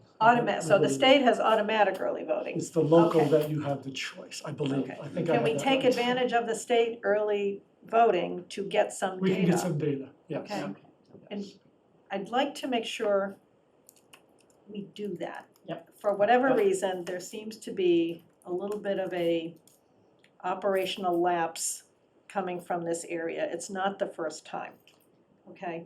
And we need that data, so I'd like to make sure it happens. Do you want that as an action Yes, item? yes, could we put the, Okay. thank you very much, Wow. Becky, what a great idea. And so I don't know when the Board of Registrars, actually, there's no voting that's required, right, to get, what's required, what should the action entail? May I? So- Yes. Go ahead. No, go ahead. That since there will be early voting for the next state election. Right.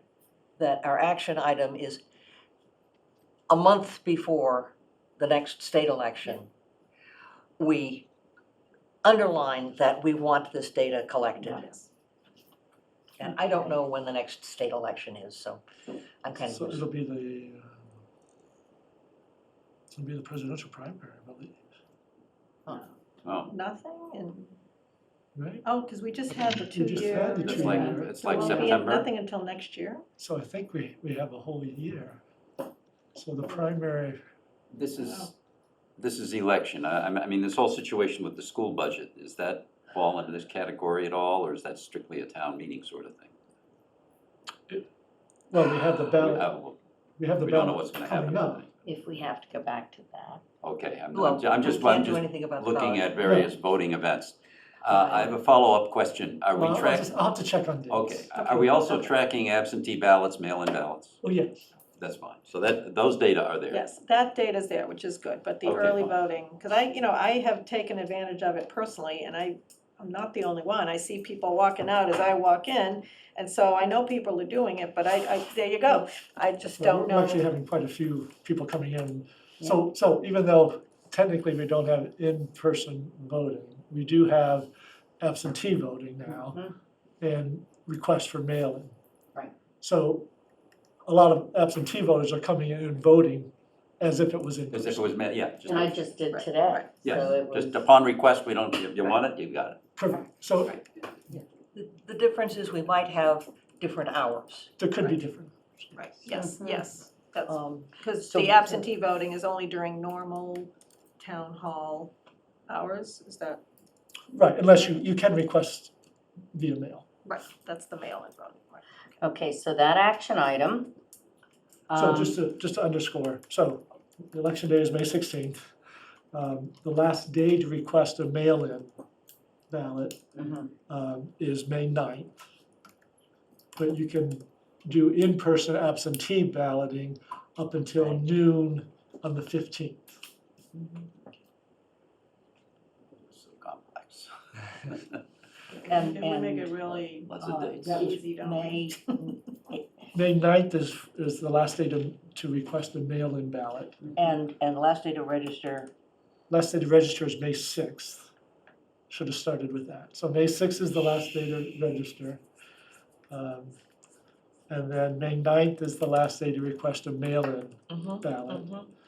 You have up until noon time on May 15th to come in and have an absentee ballot and fill that out. And then May 16th is all-day balloting, 7 a.m. to 8 p.m. And Tiffany's gonna put this list up on the Yep, website we'll have her get that up. tomorrow. So yes. Okay. Any further comments on that? Brian? Anything I'm on good. that? I think we've got covered. So I'm so good. just follow up, so are the registrars gonna come at the next meeting, or they're not gonna come at all, or what? We'll have them a month prior to the next election. All right. Or prior to when they have to vote on whatever Yes. they have Yeah, to so it's not too vote. late again. Okay, so, So prior to the next cycle, we'll make sure that they are in before they make a vote.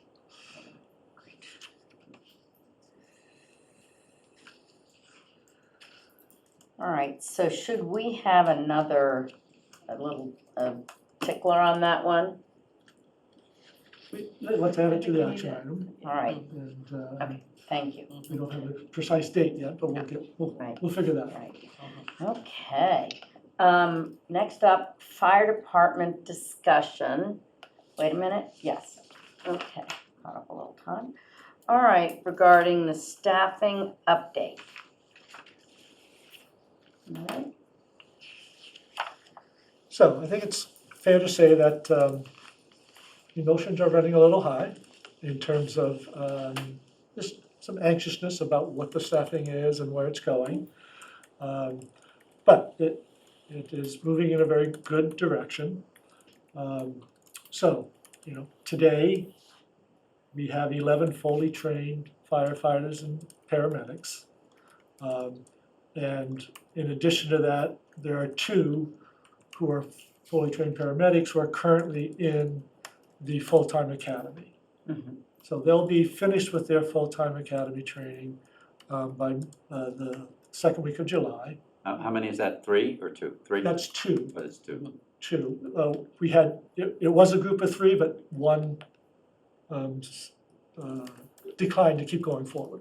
Decided that he really just wanted to be a paramedic and did not want to be a paramedic firefighter. So we hired 3 in the fall because in the summer we had a retirement and one person leave, and then we had a new slot for this year. So we budgeted for 13 this year. I'm sorry, 14. Now we only got 13. And we have 13, and then we're hiring a new person come early June. Plus the 2 that we voted upon. Correct. Yeah, okay. So that second set of 2 will be a new hire that'll bring us to 16. Yep. So it does, depending on their qualifications, it may take time to get them fully qualified. And that's where some of this rub is, right? So there's a delay when a person is brought on, and depending on their qualifications, whether or not they're able to be a fully engaged firefighter paramedic.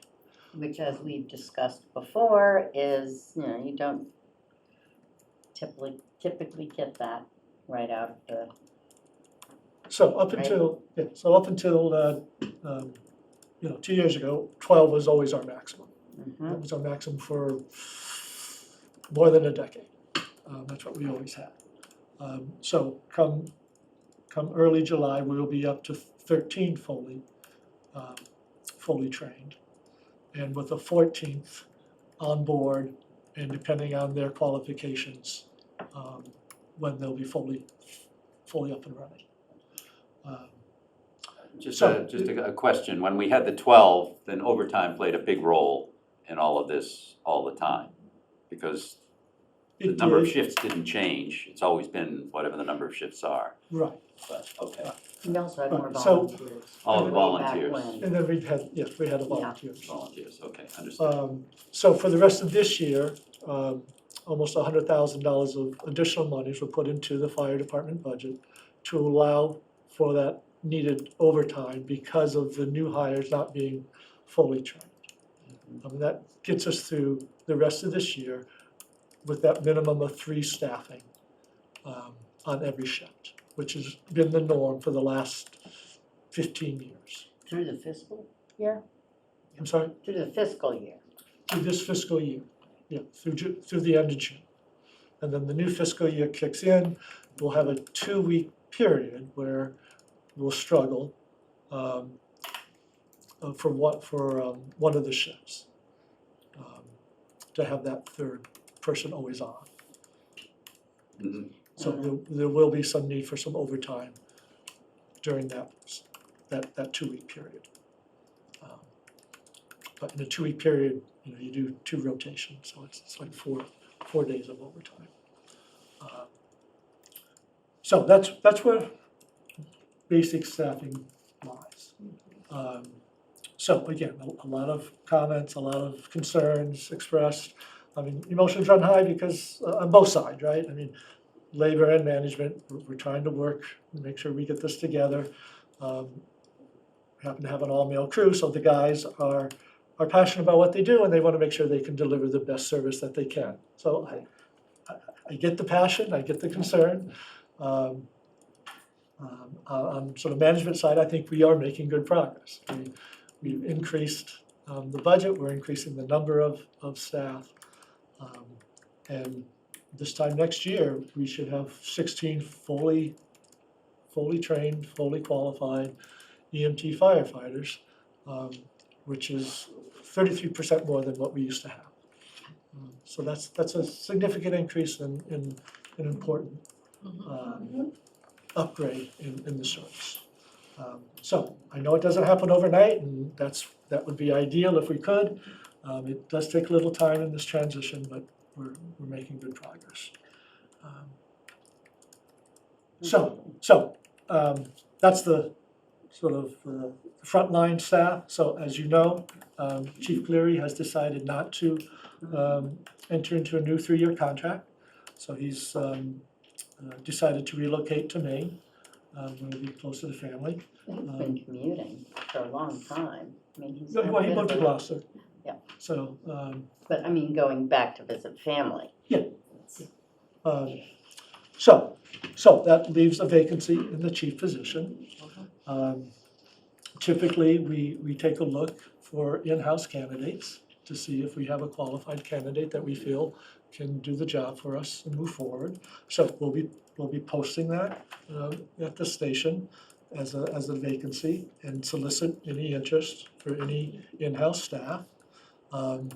If that doesn't materialize, then we would most likely bring on board an interim and then go through an outside search, expand the search and seek resumes from folks outside of town to do that. That can take 6 months to play out. Do we have specific characteristics if we have to go outside? Do we have specific characteristics we're looking for beyond the minimal qualifications? So the job description has those qualifications that are desired. So beyond that, what I'm no. suggesting is that many of the recent chiefs have been at the end of their careers or beyond. And so I think what would be helpful, I would like to do it with the fire staff. Yes. And also with you, have a discussion about what type of person you feel would be a good fit for the town. I think that's a worthwhile exercise that we do regardless if internal or external. So I think that's a good exercise that we should plan on doing in the next few weeks. I was going to say sooner than. Yes. Sooner than later. Yes. Question. Good. Yeah. Do we know how difficult the search that might be? I know the difficulties of just trying to get line firefighters is So hiring right now is a real challenge. At any Positions- level? At any level. Positions are going vacant. Okay. Across the board, across multiple departments. So it's not an easy time to be hiring. But we might consider hiring somebody who was an assistant chief Yes, and has never Deputy been chief, chief. right. yeah, someone who's has some Looking- real potential Right. and working to move up and to take on their first assignment, that's a possibility, absolutely. And they can get training. I mean, they can come into a position and supplement their Yes, training. yes, Right, if someone who so- doesn't check off all the Right. boxes, that would be ideal. Yeah, I mean, go ahead. So the only, I like everything I'm hearing, except for the delay, of course, but there's nothing we can do about that. But if we were a private company, what we would be doing right now is, because of the difficulty in filling positions, we would, whatever techniques we were going to use, we would do it in parallel. Okay, so I thought I heard you say we're going to do the posting internal, and then if no one Oh, comes yeah, forward, we could I would do say we need to do simultaneously. everything all at once. This is a war for talent, Yeah. is what we used to call it, and it does not hurt to cover all of our bases Yeah. simultaneously. Right. I think I really like what Ann said about the, making sure we're clear and about what we're looking for in our next chief. I do think I personally haven't seen a whole lot of progress on the topic of succession planning, so that we don't get into these holes quite as frequently as we seem to. So, we've done great work on the police side. I think there's some clear succession planning going on there. Haven't really seen that at all on the fire side. So I don't want this exercise just to be about hiring a chief. It should be about hiring a chief and making Setting sure up we a have hierarchy. clear succession plan so that we don't run into this And that's confuse. what we need to Right. do in general, across the board. Exactly. So it's, But especially with in this many position, it places. seems to be Yes. highly sensitive, because Yeah. it's been happening repeatedly, based on my observation. Well, I think this position maybe self-selects a little bit, to Ann's comment a little bit earlier. Folks that have come in have been kind of at the end of their career. And, I mean, we're a small town. right. And somebody comes in here and they're at a certain point in their career at the end, or maybe, as was earlier mentioned, I want to be a chief someplace, but that person is not going to stick around very long. They will go to a larger town if they're, still have another 20 years to run.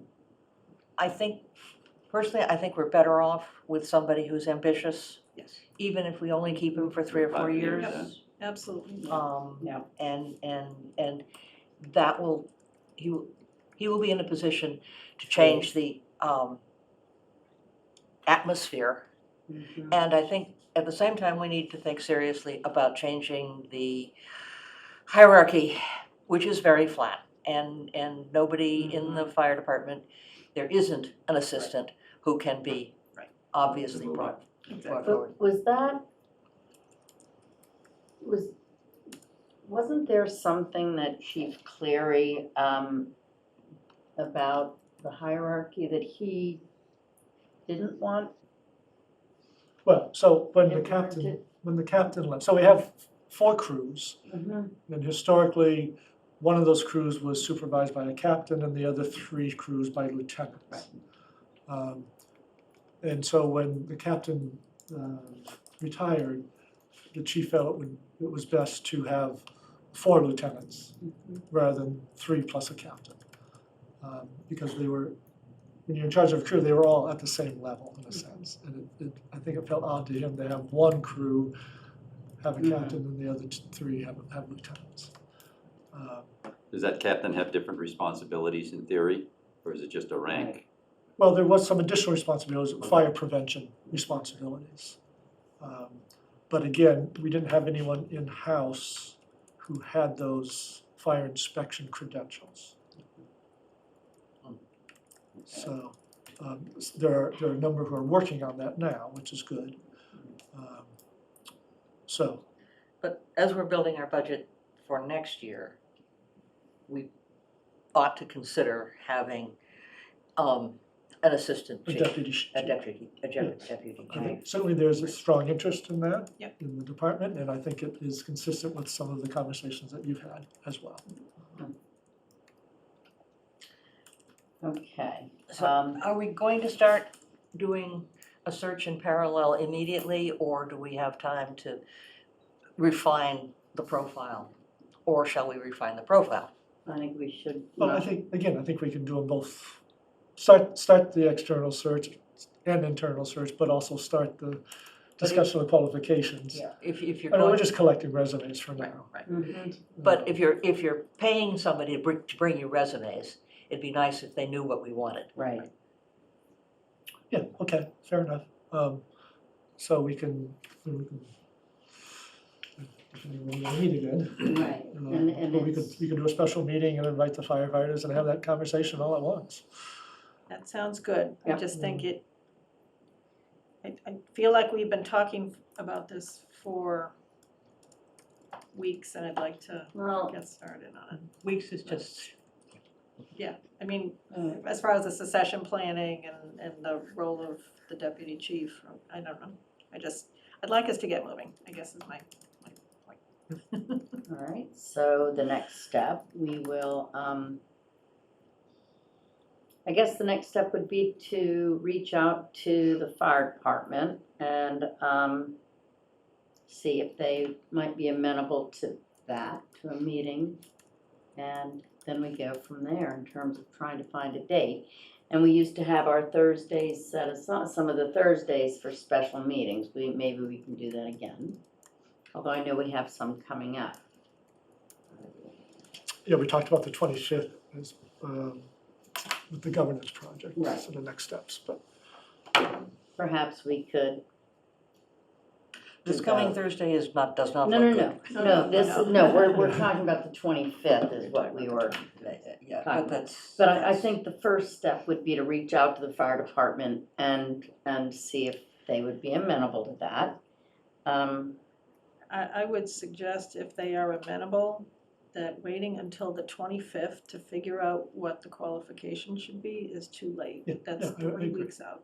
And I understand this Thursday is not an option. Well, also, yeah, it's. But to wait 3 weeks, 3.5 weeks. if we can do something next week, perhaps. I would That's what I say would aim whoever for. can make it, Yep. and provide feedback by email if you can't, but let's pick a date The Thursday, the 11th? and let's get it done. If they're willing to do that. Yeah, and if So- not, we may need to meet on our own, but we, We set it up and as many people who can come. Yep. exactly. Yep. And as you say, people can send in written comments. Right, yeah, if you send out to us, Greg, a draft, Mhm. right, of what the current position Yeah. description looks like, right? You take that action and then we can either show up to the meeting or Absolutely. send feedback in writing. Good, okay. No. We have to be careful about having a quorum. You mean, We can do a special meeting, we can set it up Oh, as yeah, a meeting. no, but if we don't have a quorum, if we send in our thoughts Oh, and then don't show up, then, you need to make sure you have a quorum. okay.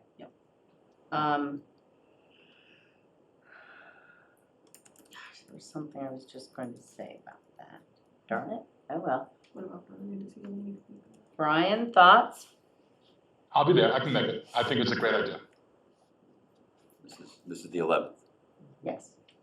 I will send in my But thoughts. I'll pencil that in. Okay, pens, put it in, ink it in.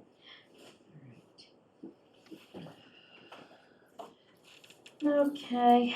So then, to try to make sure the lines of communication are as open as they can be. Yes. And sort of clear some misunderstandings that seem to be out there. Yeah. So I'm scheduled to sit down with two of the union folks on Wednesday at 10:30. And I think it might be helpful to have one of you join me. Kathy is, maybe. I can't. Kathy will be here for that. Yeah. So I think that'll be another good step. Will that meeting be here or at the fire Yeah. station? Here? Okay. Well, let me double check with them. Okay.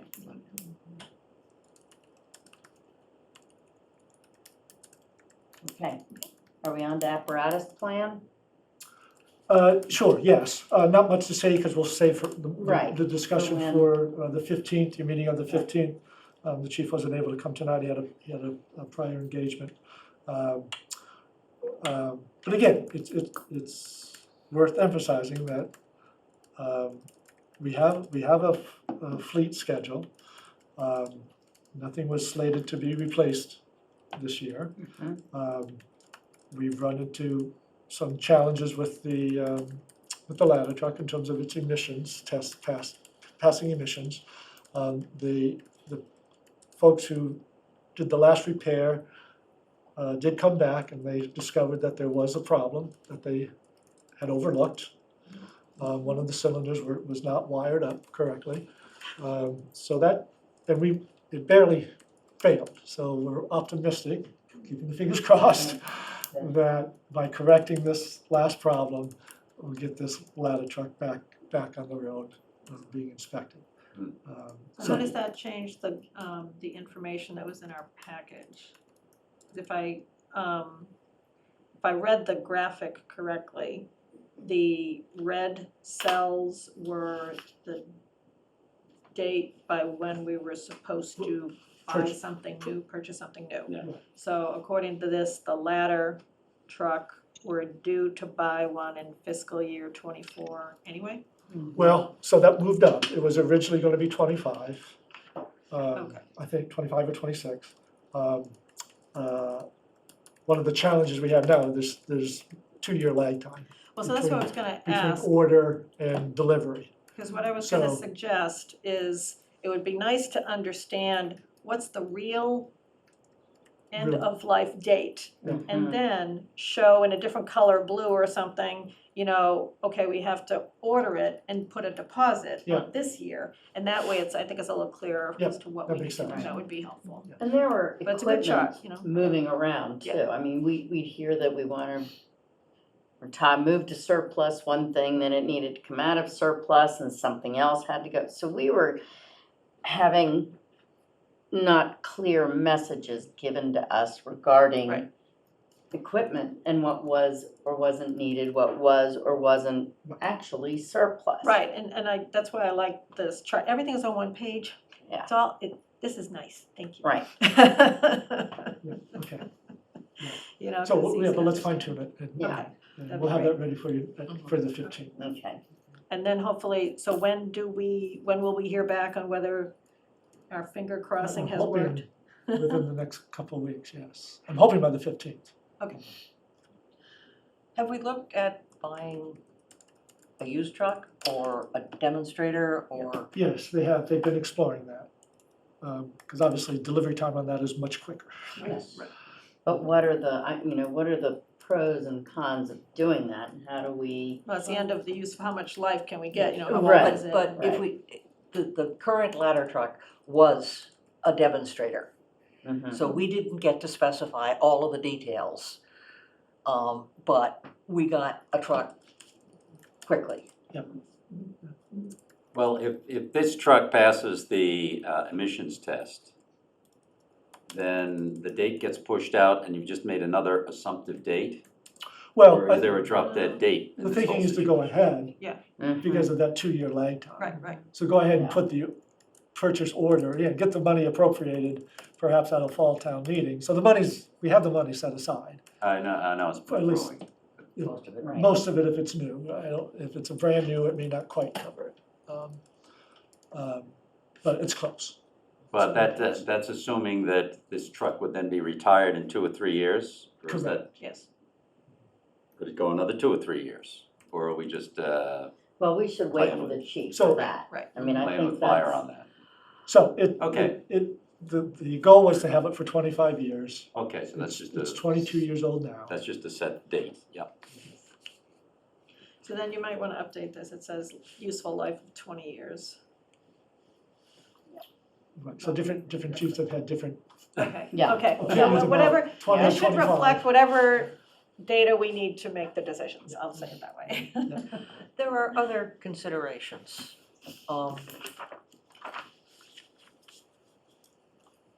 Do we need our own ladder truck? Could we enter into a regional agreement? And before we put a deposit down on something, we probably ought to investigate that. Well, yes, and in addition to that, I think we need to ask people. You know, this is, and I agree with the financial look at that, and as well as exploring the regionalization, but I also wonder if there would be a strong impetus in town for people to say, no, we want our own ladder truck right here. I think the concept of sharing a physical asset is really different than a virtual one. So, you know, the regionalization of services, it's easier to do it when you're talking about something a little more virtual than a physical asset. So I think some questions that would come up is, okay, if it's a regional truck, where do does you it keep sit? Right. And who gets to babysit the truck Yeah. this week? You know, that type of service can be achieved. It adds other complexities that, you know, we'd really need to think through. Well, to Ann's point, you could take that one step further and just contract with neighboring towns and say, here's the deal with regard to your ladder truck responding to whenever there are needs, which I know are pretty Well, I rare. think they do anyway. I mean, mutual aid. Well, right? Mutual aid in is- general, they do, and, you know, to your point there, if you're sharing something, what's the difference between if the truck's sitting in the other town's garage? Response time. You're dealing with the same exactly. time frame. Well, yeah, I guess I would say, I'm just gonna play devil's advocate here to, if the ladder truck is sitting on School Street, right? And where is it more likely to be used in the town of Manchester if it's needed? It's probably, I don't know, the downtown area, Well, I don't know. that's- So it's just, it's perception, I just think it's gonna be a little bit more of a difficult conversation, and I think it's a good And conversation I don't wanna have, go yeah. down this rabbit hole right now, because this is, we need to have, Before we decide to put money down on a new truck, yes, yep. we need to go through this, because it's a very expensive It is. asset Very true. that almost never gets used. It is, and Yes, however, And- sorry, Brian, go ahead, you haven't had a chance to speak. No, I think that, and I've asked this question in the past, how many times have we actually needed or used the ladder truck over the last year? I asked this question twice, and never got an answer. I mean, if we're looking to spend a lot of money, I'd like to know which is the best avenue. A ladder truck that we might use once or twice a year, or a pumper truck that we're gonna, or something else that's gonna be a more viable piece of equipment that we can And use again, as a. These are questions that we need the fire personnel here to answer. So Exactly, rather than us going round and round and round with suppositions, I think we need to wait until.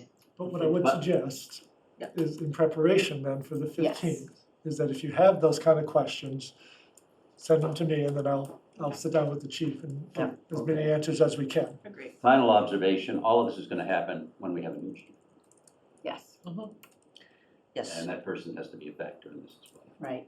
We'd like to have. Well, Yeah. yes. Okay, so Brian, did you catch that? Send your. Yes, I did. Okay. Yes, good. I will send an email. Okay. Next up, senior center options. So another topic that can be emotional, most topics are, I guess, which is not always a bad thing. It's good that people care and have strong feelings, so that's always a good thing. So Brian and I have actually been working on an option. We had hoped to have a little more information to present tonight when we first put this on the agenda. We need to hold off on that for now. But nonetheless, it's fair to say that, over the last 6 years, there have been multiple options that have been pursued. It's been a little frustrating that we haven't been able to bring any of them across the finish line. That's not for lack of trying. It hasn't been for lack of trying. We had the option on the Cornerstone Church. Their fundraising didn't materialize. COVID certainly interfered with that effort. That's not totally off the table, but it's really dependent on them being able to secure the funds to build their new facility before they can move out of their old one. We had looked at having an addition, a wing off of the new gym at the elementary school as a location. So they cross-generational operation, which had some attraction to it. But again, that didn't pan out with spacing and parking and a host of issues that got in the way. We had drawn up a plan that we were excited about with the old cricket building and the old warehouse behind and the lower level. And again, that came close to being a reality, but then things changed and it didn't work out. We've had conversations with the old warehouse at the end of Tappan Street. And again, good conversations and sketched out some floor plans, but again, it depends on a willing seller. And zoning. Yeah. And zoning. Municipal uses get a little bit of a little more flexibility, but so that didn't pan out as well. At one point, we had talked about the old burn dump as a site. In the end, it felt like it was too remote. We must prefer something more in the middle of town. We've also talked about adding on here, onto Town Hall, behind the church. Where the trees are. There's a nice little chestnut there that would have to go. And then the question of sea level rise and flooding, at least at the lower level. So that makes us hesitate there. What is the actual space requirement? It's I would say a minimum of 5,000 square feet, ideally 8.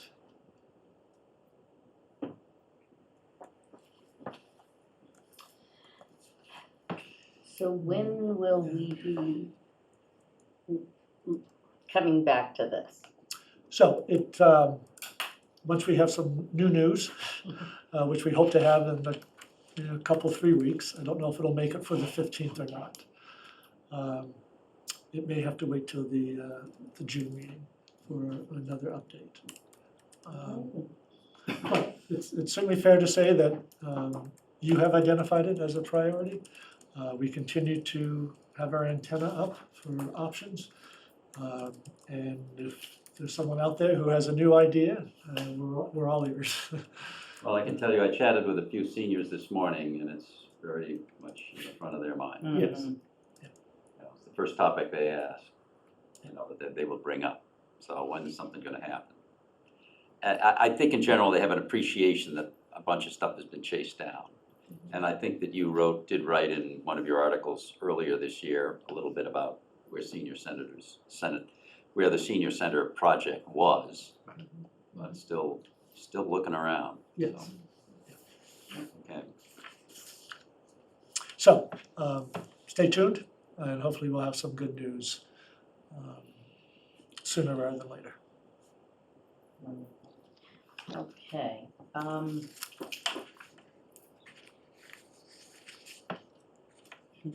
Did we add that? Did we add board action? That should be on board action. I'm sorry, what? On the action item? Oh, add that, yes. Thought it was already there. It's I already thought there, so just too, but I push didn't the see date out. Right, where is it? The second item. Land use? No, that's the first item. Okay, I've got items for TA to delegate. Excuse me, yeah, Yeah. you're right.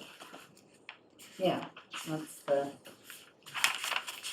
I don't see it on the. Okay, you're right. No, I don't think it is. No. It's not. Right, I thought it had. I was been looking one at time. the one from last week. Oh, Alright. COA senior center, yeah, there's number 2, it is there. What date have you got on Not that? on the one I'm looking at. The 4/30/23 one that I printed out today. I've got 426. Yeah, I was looking at the one that was in your packet. 426 has it. Yeah. So we Oh, was had- that the new packet? We had it, But I didn't Okay, update there that, we so go. I don't. Yes, sorry about that. so yeah, we had an update today. My bad. So we. Yep, we'll okay, put it- there we are. We'll keep it on there with a new date. Okay, excellent. Thank you. All right, now, land management staffing discussion. That is item, So again, this has been a topic of not great in-depth discussion, but certainly some discussion during the budget process. And in terms of the budget, we decided to keep the numbers basically status quo, understanding that we could shuffle how those dollars are spent if we want a different configuration for staffing. So currently, just as a refresher, we basically have a town planner who's budgeted for 30 hours a week, plus another 10 hours for the housing trust, Affordable Housing Trust. So that's one. The second position is basically a half-time building inspector, having office hours Tuesdays mornings and Thursday evenings, and then late afternoon does inspectional work. Our building inspector is the full-time inspector in Rockport, and then works for us part-time. We have a conservation agent, that's a 27-hour-a-week position. We have a conservation clerk, that's a 7-hour-a-week position, combined with the council on aging clerk. We have a planning board and ZBA clerk, one person who does both of those positions, and that's a half-time position combined. So those are the 6 different current slots of positions that we have. And there's been discussion that folks have had about possibility of increasing the hours of the building inspector. It's been expression of that being a desire that some folks have. So that would be a direction that you could go in. I'm a little hesitant to go that route. I think we could have Paul have some additional office hours, if that would help, in terms of people being able to speak with the building inspector. I guess I'm not convinced that it's the number of hours that's the issue. right. But that's a conversation to be had. Certainly for larger projects, I learned a bit of a detail today that if any construction over, and it's 35,000 cubic feet, which is a little different measurement. So it's a 35 square foot building, 10-foot ceilings, you've got 35,000 cubic feet. So anything of that size, the code requires that the applicant provide their professionals to do the inspections. Wow. And that they report, they give their reports to our inspector. And so that's, again, I'm just thinking that some of the concerns that folks have, we might be able to satisfy without increasing our inspector's hours. Is why I bring this up. And that's already? That's already, yes. Okay, That's so- today's building code. Can we go back to some of these projects and say, you need to provide us? Yes, I think that's a conversation to be had for sure. Okay, and who actually does that? Would that come from Paul's office? So yes, but it could also be part of the permitting process too. So that's flagged. during But we can special do this permit. retro. Yes, Can we get somebody in with some of the monies we have to do that part-time right now? just to do that review, you mean, of existing projects? Yes. Yeah, we can get that done.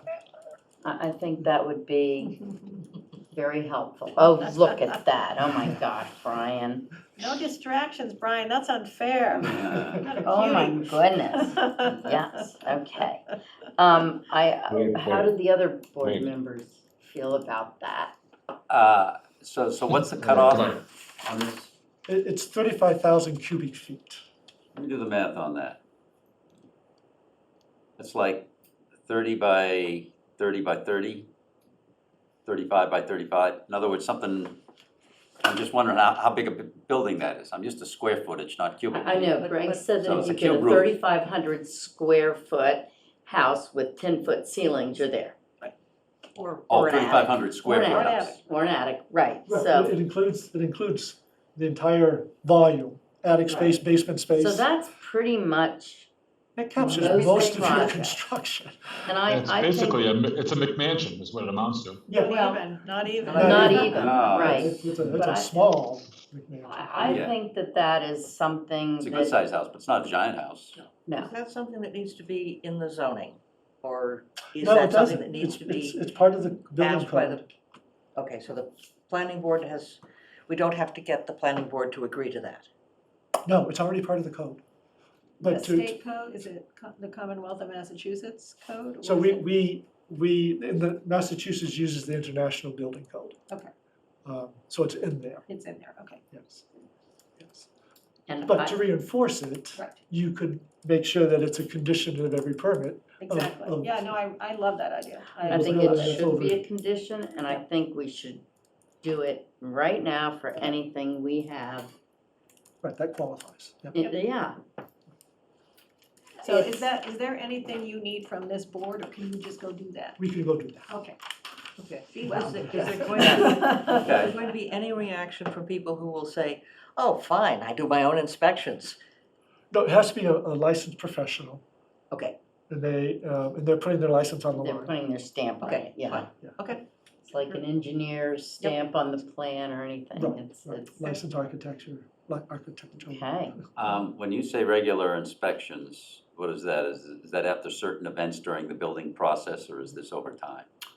Right, no, there are certain inspections that get done at certain benchmarks in the construction process. Okay, and for a typical house, how many events is that?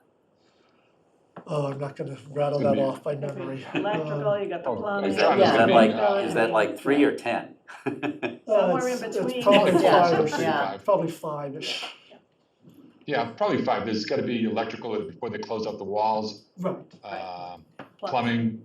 Yeah. Yeah, There were a number of it, Yes, yeah. all that Yeah. stuff. Yeah, this is not an expensive event, I don't think. No, but it's keeping, it gets the information to our building inspector without having to chew up his time right. chasing down stuff. Thank you, that's the word I needed. Yep, sounds good. Okay, make it so. So I did put out, two different options Yep. beside the current option that we have.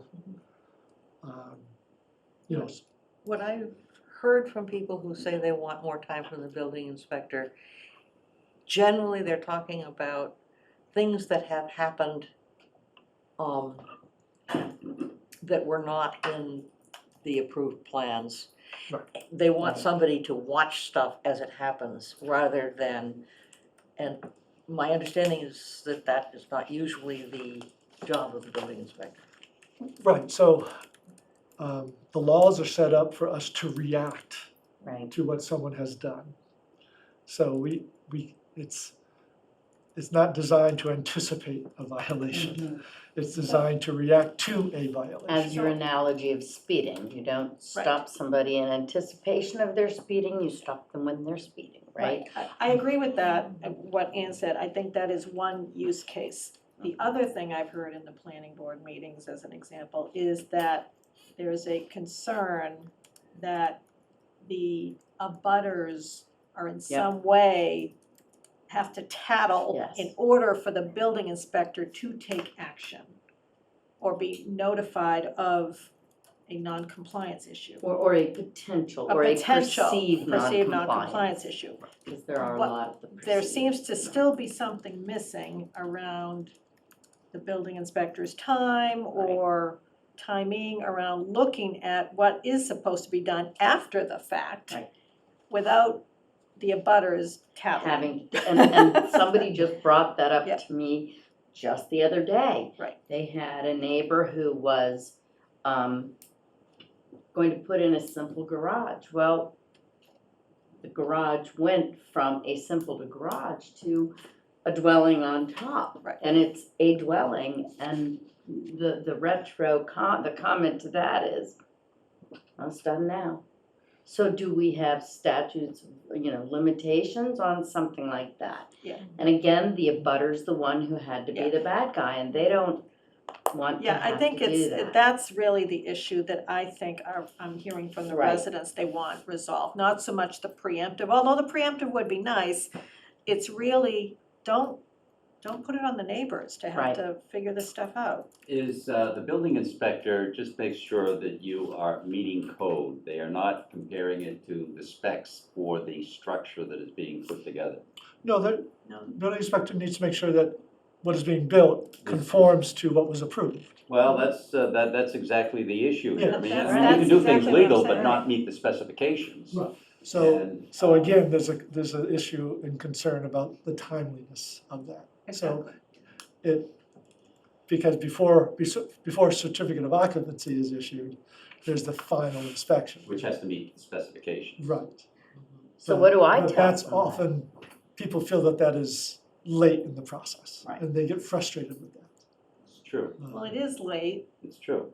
a little bit, because, Well, what about this situation that I'm talking about right now? It's done, the neighbor doesn't want to step in, and it's been, a year now? Year and a half, and it's all done. so how did that pass pass the final inspection? Exactly, I don't, Well, that's been a complaint I've heard a couple of times on, on the ZBA, where the neighbors have to complain about something, and then the inspector will come back and he said, well, I'll review the as-built. And then, as opposed to trying to be reactive, he's gonna wait until he looks at the as-built. And the opportunity is to nip that in the bud while the walls are still open, if there are some concerns, and he just doesn't get out there. And it seems to be a consistent complaint I'm hearing as well. but again, how are people getting the CO if it's not what was on the original plan? Do you have to get a CO for a garage? That's, Right, so I think the question is, there's something missing, Greg, we're not Right. quite sure, we're asking a lot of questions, I don't think we have the answers, but something is not right, and it has nothing to do with I won't say it has nothing to do with the proactive piece, but stuff is getting built that's not to spec. That's the alleged occurrence. right, And we that's- either need data to say, no, that's not happening, or there's some gap that's just not being filled. I think the point is inspections aren't being done, is what it amounts to. Prior to the issuing of a certificate of occupancy, the actual inspections aren't being done. I don't want to go making allegations without the inspector here to comment or rebut. So I don't want to go there. But what I do wonder is the process somebody has to use to ask about the stages of a project without putting themselves front and center. How can someone do that? It's not that you want to have a little box you drop an anonymous note in, but Yes, I mean, I think the problem we're trying to solve is there is a perception that final builds are being built different from the approved plan. Right. That's the bottom line. There are enough examples, I think, coming before the ZBA or complaints that Right. there seems to be some documentation somewhere to that effect. We need to understand where is the process failure that would allow that to happen? And is it a process failure because maybe the process is fine and maybe the building inspector doesn't have enough hours to work to do all the inspections? I think that people are jumping to that conclusion, that the Mhm. building inspector is part-time, not enough. That may be the wrong conclusion. There may be something wrong in the process itself. Right, because when you go talk to Paul and bring up these comments specifically, the answers clarify very, very well. However, there are plenty of situations where it does seem that something is going on that doesn't quite add up. Yeah, something's off somewhere. Yeah. So I think the action is for Greg, you to do a little research here and come back to us with a better understanding of the situation. I personally don't feel comfortable commenting on staffing until I know what the problem is, number one. And number two, I was wondering if we could take into account some of the boards or committees not listed here that have their fingers in land management. Would we want to better understand what they do before we finalize a staffing approach?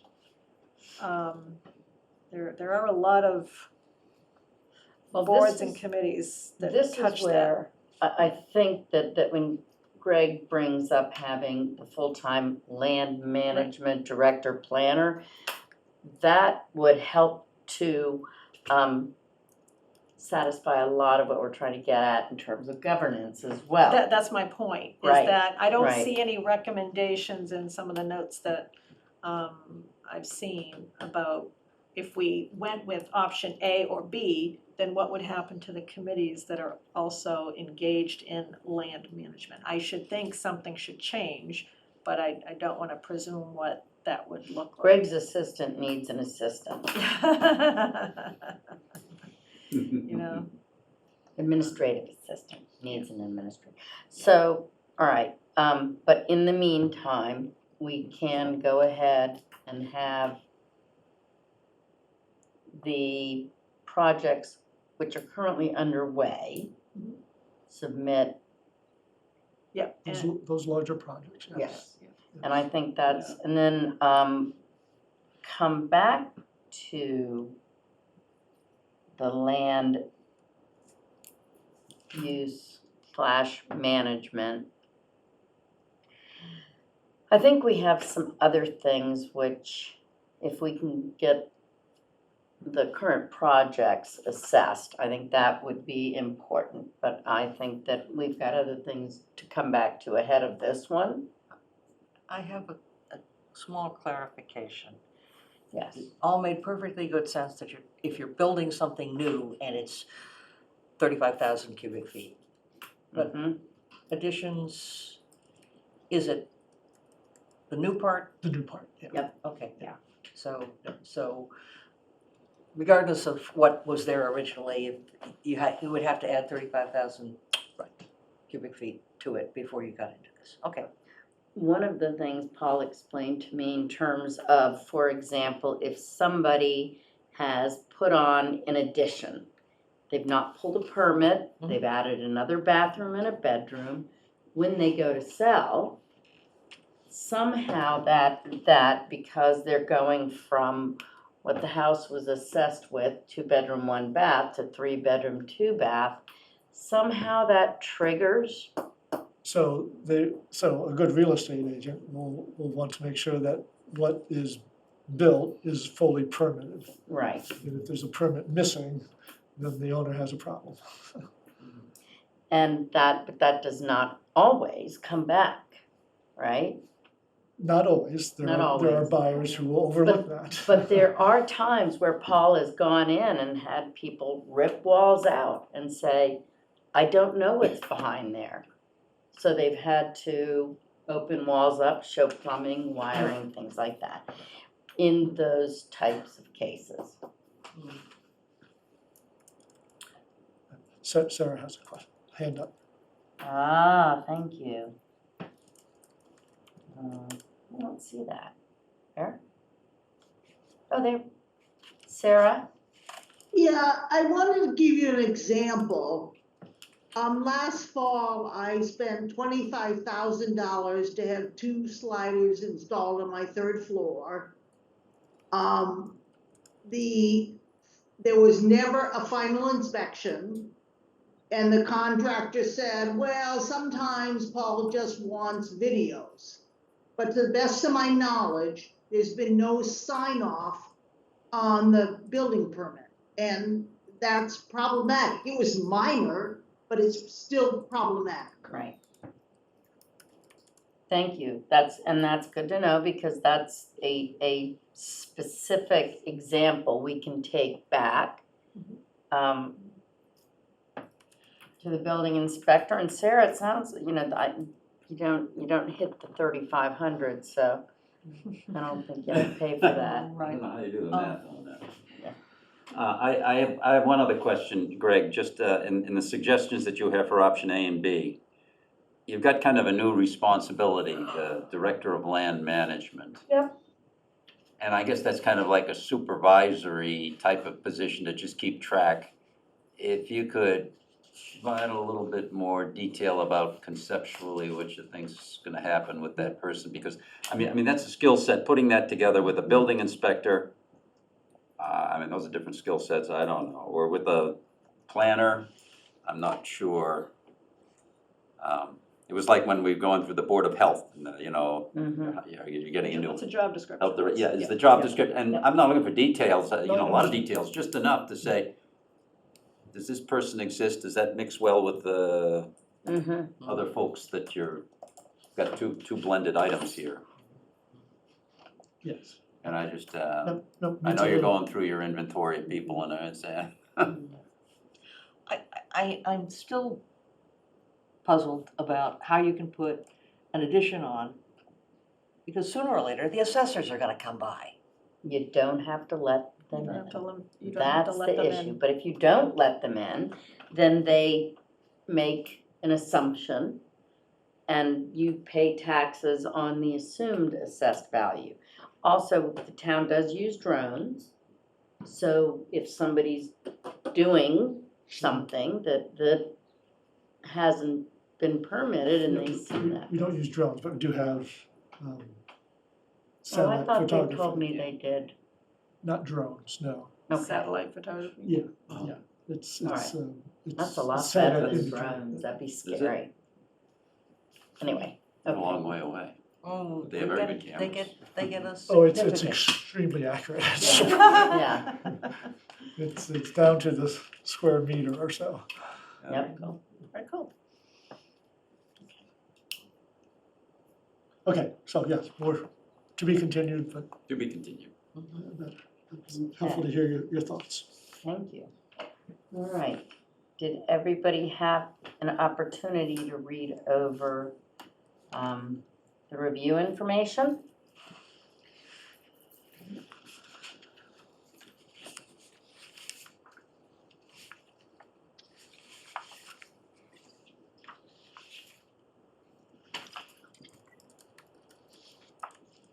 Anybody want to start? Or I don't know whether my printer is. Here. But, no, that's fine, I'll Okay. guess on it. Nobody wants to, I'm All happy right, to. I'll start. Okay, go ahead. Okay. Otherwise I'm happy to. All right. John? All right. Greg, thank you for the summary. And I looked at it from a perhaps slightly different perspective. I looked at it in terms of your ability to keep an eye on the pulse of what's going on in town. And your communications, I think, are excellent in that regard in terms of the articles that were in the paper. And I looked, there have been 13 weeks of papers in the first quarter. okay? 4 dealt with safety, and of course, safety and safety staffing were the number one issue that we were really dealing with at that time. So you're keeping people informed in that. There were 3 that were dealing with land use, the MBTA and everything else, so that's understandable, it was high profile. And 3 really dealt with governance, primarily budget and town meetings, sort of thing. So you're certainly saying, okay, here are the critical issues that are going on that should, if they aren't in the front of people's minds, they should be. And I think you're doing an excellent job of picking the right topics at the right time and saying this is what's happening. So that's very good, and I would say keep up the work on all of that. Everything I think is going along well with everything you're doing. I think we had a little discussion the last time about volunteer fire department, but that's kind of a back burner sort of thing right now. There are other things we're dealing with regard to the fire department, unless you want to tell us differently. It'll rear its head very soon again. Okay, I mean, I know it's very high on the to-do list, but the fact is the fire department is, I'm not saying front and center, but it's an issue that having to deal with and Yeah, I would say it is front and center. it fits together. And, you know, the succession issue, which has come up before, and I'm hoping it's kind of back in your mind there, but I think you've been doing a great job. Really have. Thank you. Kathy? Thank you, Brian. I I'm mean, supposed John. to go last. No. Okay, you're gonna go last. Brian? I'm gonna piggyback on what John had to say. I think that Greg has been approachable. I think he certainly has a better sense of what's going on in this town than a lot of us do. And no, I think we're well served by the current town administrator. Thank you. That's all I got. Thank you. Anne? I have no complaints. Not even any comments. Okay, there we go. Wow. I get to Kathy, go back? No. you're now. Okay, so on the positives, I think this last quarter was when we kind of really moved to the new regional center, and that was just extremely smooth. Extremely smooth. So that should not be overlooked. So congratulations on that. I really like your suggestions for improvement on the budgeting process. I know you had wanted to bring some of that stuff forward before, and circumstances didn't quite, allow for that to happen, but hopefully we'll give you the support you need to take those things to the next level. So I think we're on a good path there. I agree with John's comment on the communication when you're, writing those letters and articles in the Cricket. Extremely well chosen topics and extremely well written articles. You have a great talent for simplifying the communication on complex topics. I think you do a very good job of that. The improvements that we've talked about in the past, the succession planning, it's just obviously very critical. I do think on the communication side, we still see other people controlling your narrative a little bit on some of the hot topics in town. Sometimes there's a little back and forth in public that I don't think is helpful to the town, and I do believe more proactive communication doesn't allow somebody else to tell your story. I'll say it that way, okay? And personally, I feel that sometimes the reason that happens is because you gotta delegate. You gotta delegate some more. You can't do everything. You are outstanding, but you can't do everything. And when you get busy, I think some other things around communication might fall through the cracks that, in hindsight, if we could get you communicating differently or letting others communicate differently, I just think some of the angst we see come out in the social media and stuff like that, It doesn't have to be that way. It feels reactive a little bit, and I just think that's a function of time and delegating effectively. I would like to see, again, some of your direct reports write those articles to the Cricket. Bion does it, he does the water line, right? Can't anybody else take a turn? And it's skill building for them as well, right? So I would just like to see that, but, you know, again, there's only one of you, and there's only so many hours in a week. Thank you. Yeah, no, that makes sense. Okay, and I agree with what everybody has said. I would say that I feel very fortunate that we have you as the town administrator. I think we are a very fortunate town. And I do agree with Kathy in terms of delegating, and I can appreciate the difficulty of it, and a lot of it, I think, stems from the fact that people reach out directly to you. Sometimes, and that's what the items you end up having to respond to that perhaps others could. But thank you very much. You're welcome. Thank you. Did you have anything you wanted to? So I'm anxious to move forward with that budget process and make it a year-round process. I think we need that. We always get caught by deadlines with the budget. So I do think that can help. And I'm also looking forward to, and I hope we can move on it with the whole listening tour concept. Yes. Of getting us all out more and just listening to people and their ideas. And so I think we hope to tee that up and get that underway in June. So I'm hopeful that that is the case. Something that someone suggested to me is having a board meeting with an open agenda where people can come in and ask questions of the whole board. Sort of an open mic. An open mic, exactly. Can we do that? Because then. You can. There's no agenda then, right?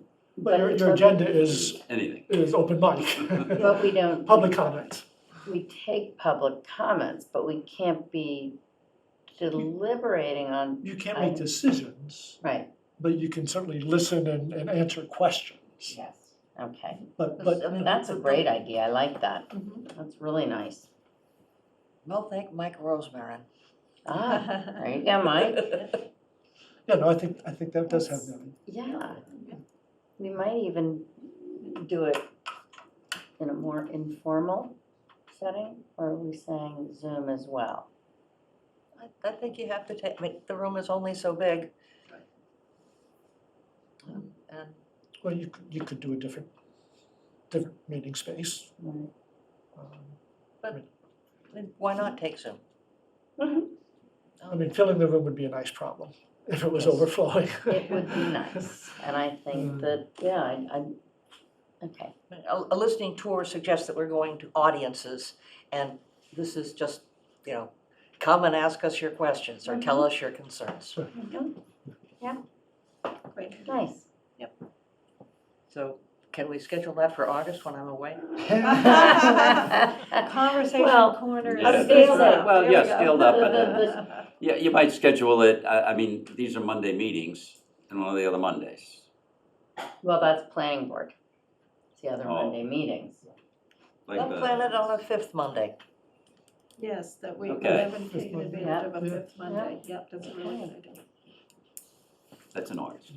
Right. So the only other comment I'll make is there's growing pressures on staff in terms of, well, two things. Salaries are changing out there, and people are noticing. We have some great staff, and they're very dedicated, but money does talk. So we need to be conscious of that. And so we're gathering some data to make sure we're not falling behind.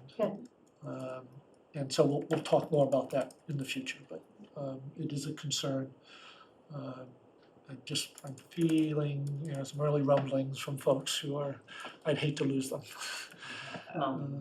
We had a discussion on that, wasn't it the last meeting where we said, Looking at let's a get some merit-based model, benchmarking? We talked about regard merit, to- yes. Yeah, so we're starting to gather some information. That's a driver for all of that, the number one driver. So, yeah, it's a little bit of a repeat, but it is something I want to make sure we pay attention to. So when should we come back to this topic? So that was probably end of June, the second meeting in Okay. June time. All right, That would give us good time to get some good data together. Right, the personnel person or somebody would be able to, Yeah, Debbie's helping. curious where we Wonderful. end up there. All Thank right. you. Good. Thank you. 29th of May is the fifth Monday. Is a fifth, that's Memorial Day? Memorial Day? That's Memorial Day. Memorial Okay, Day. nope. Yeah, that's gonna be, yeah, no. Good. I get busy. No, We've got a parade. yeah, Okay. July. Next on the agenda, liaison updates. I do not have anything beyond last time. John? Yeah, I might make a comment with regard to the Water Task Force. In fact, I spoke with Greg a little bit about that in the presentation last week, or last meeting we had, you recall. Steve Gang went through some of the preliminary findings, and one of them was, one of the recommendations was having some sort of a water board, Right. but creating a You separate. might want to Yeah, rename I was that. gonna say. Well, but know, more to the just- point, we've got probably too many committees, or we should be trying to shrink them down. So we had a discussion with the Sustainability Committee, which as you saw was a proposal up there. And it so happens that they have 2 vacancies, and they need a bigger portfolio, because they're getting, how much can you deal with, compost, et cetera. So we're gonna explore that as consolidating a couple of folks in there that are, well, water specialists, shall we say, and they'd be coming from the task force, I suspect. And of course, their function would largely be dealing with data coming out of this new meter initiative that was also part of this, because there's just a lot of things you can do in terms of conservation and efficiency that you can really just imagine until you see the data, all of a sudden, Yes. things will light up in your head, so. That's kind of the path, and we met with Allison, who's the, Yes, Allison on Holtway. she's on board. Good. Great. Okay. Okay. Kathy? I don't have anything. Ann? She had a very long. I came here I left a school committee meeting to come here.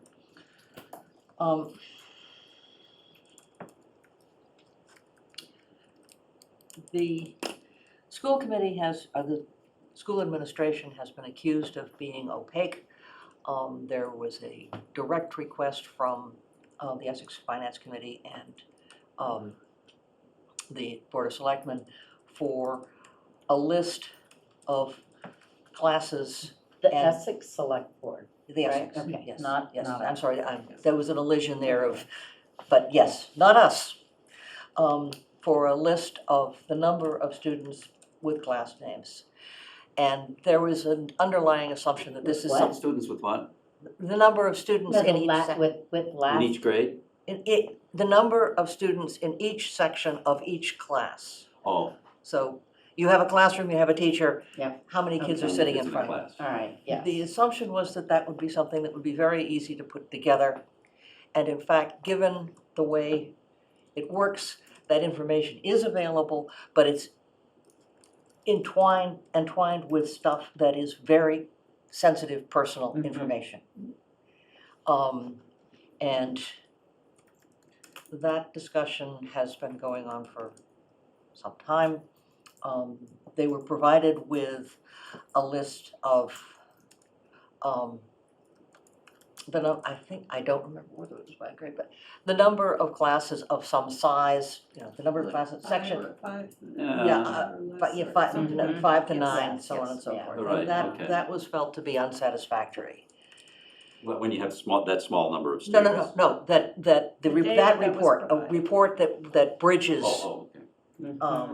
and doesn't list it by AP Physics.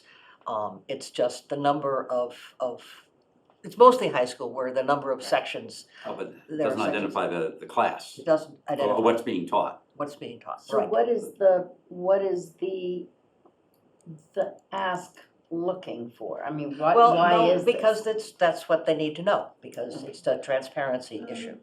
That's not what I Okay. understand. So my understanding from the last meetings that I attended was that there is a narrative that the increase in the budget, even though the enrollment is declining, is primarily due to special ed and, some regulations we Various must adhere mandates. to, right? Mandates. There's a perception that there's also something going on with general enrollment that they would like to better understand. Specifically, classes in the high school, there probably are some that have very low attendance, and they're looking to understand what those classes are, so they can think of different service models, like Right. perhaps shared arrangements beyond the two schools. So I think that's, Okay, that's my understanding. And that's way beyond the remit of the select board or the finance committee. I don't disagree, but it's my understanding that that data was also requested by members of the school committee. And it's being produced for the school committee. Okay. I haven't seen them, I was not aware that they have seen that yet, so. They have that's- not seen it yet. Okay. And the whole thing has gone over into the legal department because there is a question, as you get to that fine granularity, are you interfering with students' privacy? Got it. Yes, no, that would make sense, yeah. And so that has. You mean by listing out specifically which class, so then you know which students? Or I have don't a know what presumption? exactly the privacy issue is, Yeah. but they are, the administration is concerned. This is a request that they have not seen before specifically. Their lawyers had not seen that request specifically, and they need to research what the privacy issues are and how the information can best be presented in a way that's satisfactory to both sides. Okay. And then they went on to turf field funding.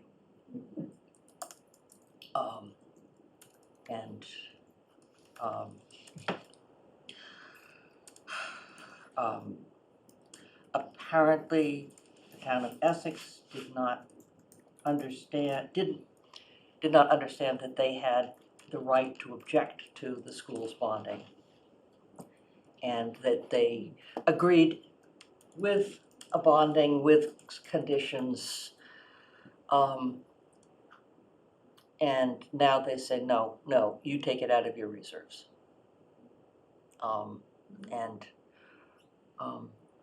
I don't know how far they are in their town meeting. Tonight. Tonight, yeah, it's happening right now. Yeah. That I don't made think they're me, done. No, I that don't made think me they're think done. of something, there was some, and Greg, we may want to clarify the questions that are going on our ballot for Manchester. Yeah, I was gonna write There about was some that. misinformation going around that we were putting a Proposition 2.5 override from Manchester on our ballot. And that is not happening, and There's a debt exclusion. debt though. exclusion, Right, right, right. but it's, That was gonna be my topic for this week. okay, all right. Yeah. You got, Yeah. gotta I saw clear that that. up, Yeah. real fast. Yes. Yeah. So what was said in the meeting today was that if the operating budget passes to town meeting in Essex, and if it passes on the ballot in Essex, then the question of the fields becomes more open because Some flexibility. because using reserves for the operating budget might be a way of solving a problem if one is occurring now. So Are there two articles, one dealing with operating, another one dealing with capital, and I assume turf is in the the capital? turf is not being mentioned at all on the Essex warrant tonight. Okay, They're just dealing with the operating budget. okay. But I thought there were two articles, One for the Essex Technical yes. and one for the region.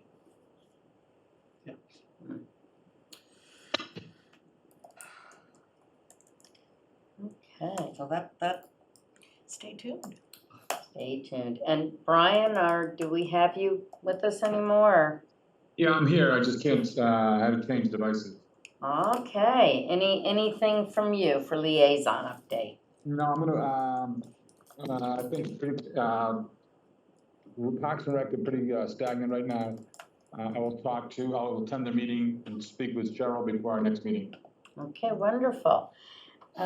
Next up, we have consent agenda. Did I miss the information on the Little League sign? Did everybody, I didn't see anything. see it in the packet. That was Brian's request to put it on. Didn't you have the? Don't blame me. I saw something. We're blaming you, Brian. There was an email. No, that's the Cub Scouts. Oh, that's the Cub That's for the Scouts, I'm Cub sorry. Scouts. I'm So, sorry. yeah, Brian, what is it that, well, I think we need a The, little more I think info on that. it's the annual request, where they put up banners. For signage at along the outfield fences at Sweeney Park. What does the sign say? These are the different banners that advertise the different sponsors. Sponsor, Right. okay. And So this, I it's- think, it's- and one was just for the Manchester something- Essex Little League. Yeah, so No. it's something that you have traditionally approved annually. It allows them to put up the different companies' banners on the outfield as part of the sponsors for the season.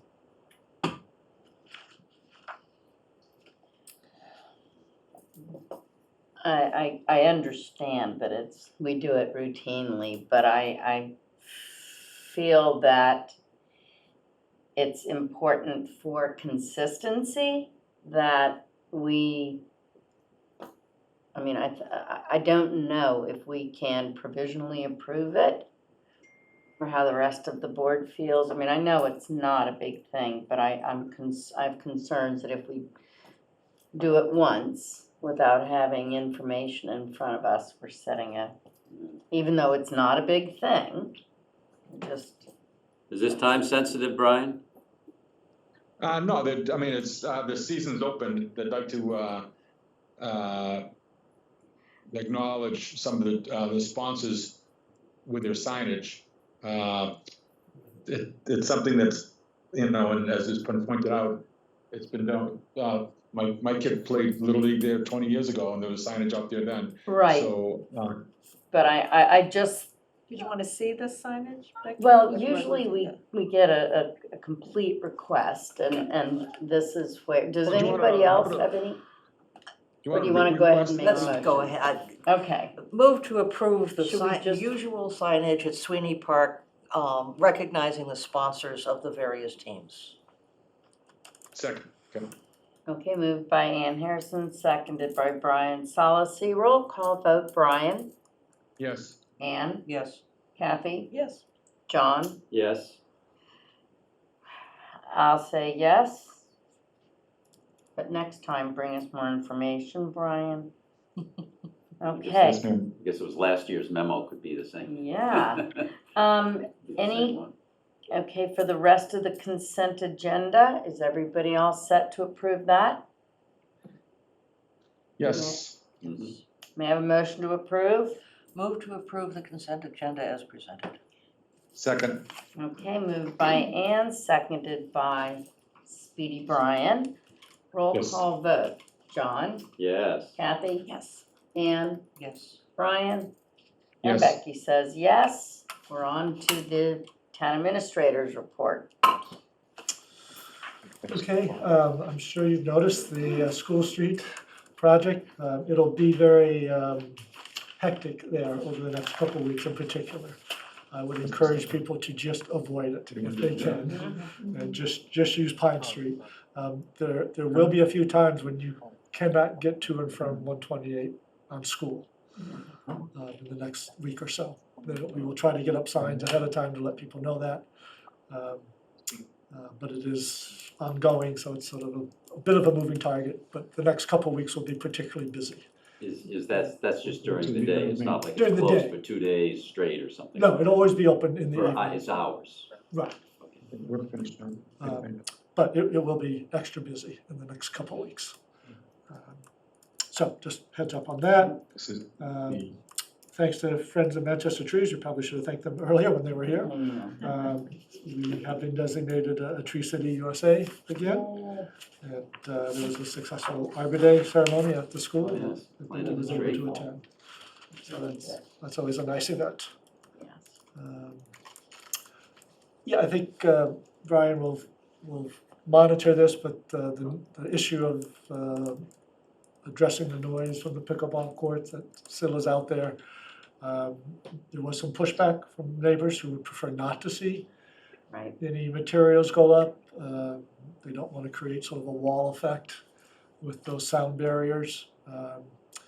But voters did approve the sound barriers, so it may warrant a discussion with you and Park and Rec at some point. Question, on the sound barriers, are they, is it a permanent or seasonal installation of sound barriers? I believe they can be seasonal. I think they You hang, could take them down. I think they hang on the fence. Can you get a picture? Yeah. Yes. It's worth 1,000 words here. Yep. I would like that. Second question, has anybody done any sound analysis here? Oh, yes. Yes. Okay, so we know what the decibels are on 6 or 7 or 8 different occasions right now, kind of at the street edge with 1 court going, 3 courts going, 8 courts going. Some Something measure like of that, something like that. I can't All right, swear so to how many days of very- data we've So got. we've got to. Very low. It is such a, and Cheryl has the information on that. All right, Brian, do you remember? So we've got a reference point. We do have a reference point. Yeah, there's been some studies done. And there's a number of different options they're still weighing. You mean in terms of, no, we were asking about decibel levels. Do you remember what it was? Yeah, but I think the Parks and Rec were out there. I mean, was out there Very low. last summer, or last fall. Your perspective. It was, no, it was, well, and even the, no, it was in terms of health. Yeah. Impacts on health, the decibel number was, right around with I don't know what the traffic. numbers I are. mean, it was I think it was not. in At a the- rock concert. I wanna say it was in the Enough to 50, 60 trigger my range. Apple Watch? No? I It's can't too loud, I remember get that, a but notification. I'd be interested, I assume there's some sort of a little report or something. Yeah, we can summary. get you more I'd be- information. I'd be interested in that.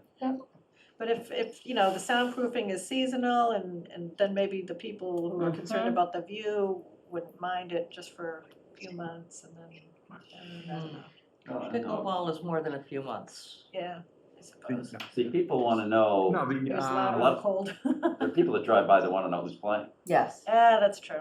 And, oh, it's there, I'm gonna get my stuff and I'll be right back. And I think just because the monies were approved, Yeah. it doesn't mean we have to spend them.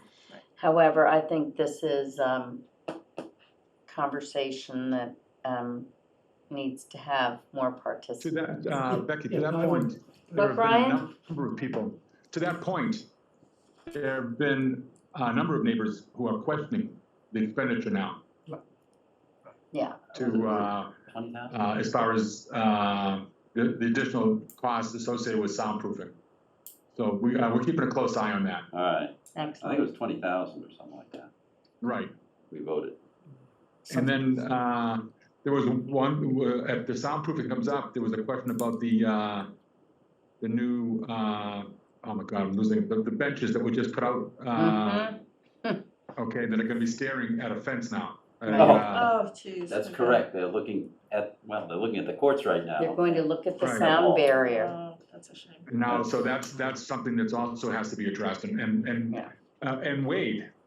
So these are a lot of things that we're still trying to work through. Okay. Okay, thank you, Brian. Thank you, Greg. And then just lastly, just looking at your calendars, so we're up to 7 candidates for the MBTA zoning. That's great. That's Uh, excellent. Really? Yeah, no, Yes. there's some strong candidates, they've got some Yeah. great backgrounds. Absolutely. Fantastic. So we're hoping if your schedule's allowed to start at Yeah. 6. I'm okay with that. 6, next Monday? Monday. This is next Monday, the 8th, start at 6, and hopefully we can wrap it up by 7:30. Yeah. So, will we get all this information Yes. ahead of time? Yep, we'll give you the people's bios, resumes, letters. Like, ahead of time this week, not next Yes. Monday morning Yes. at 10 a.m., okay. We've got them all. Okay. We'll get As those long out. as they send them to these guys, they can forward them on to us. Yep. So, So that's the 8th with the planning board, the joint meeting, and then on the 16th, joint meeting with the finance committee. and that's at what time? That's at 7. Okay, And so two items, so we'd have our auditor who does the OPEB actuarial analysis.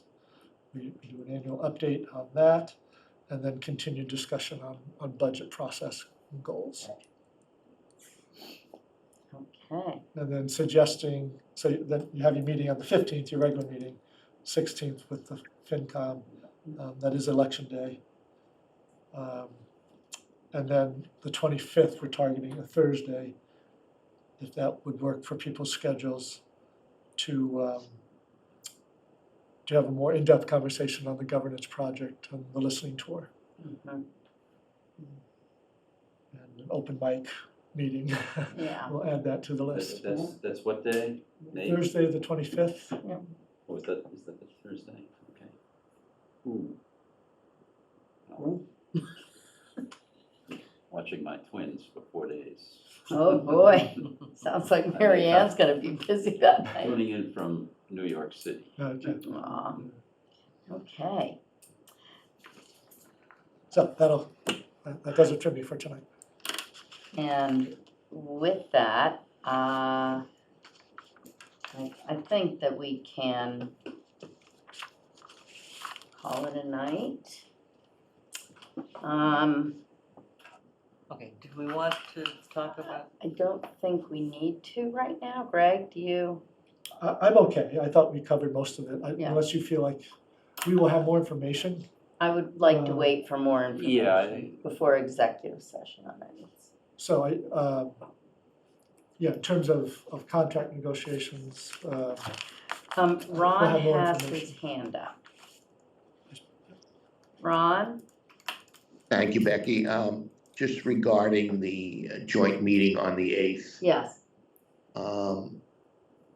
I have one planning board member that won't be there and one that told me today she cannot be there at 6. Is that an issue? Do we need full participation? And are we voting that night on these at-large? And is an hour and a half enough? That's a good question regarding voting on them. Historically, for something like this, the select board would interview and then not appoint right away. How does your board have a sense of how they would like to do it? They just said that they would be available on the 8th. But then at that point, I think there were only 3 candidates or 4, and And now we have now Now I'm hearing there's 7, Yes. and we have a public hearing scheduled for 7:30. So just trying to figure out scheduling. If I might make a recommendation, I think if what we do is have each candidates have 5 minutes to present, and then we take 5 minutes or so for questions. And that way, it's 10 minutes per candidate. That gives us an hour and 10 minutes.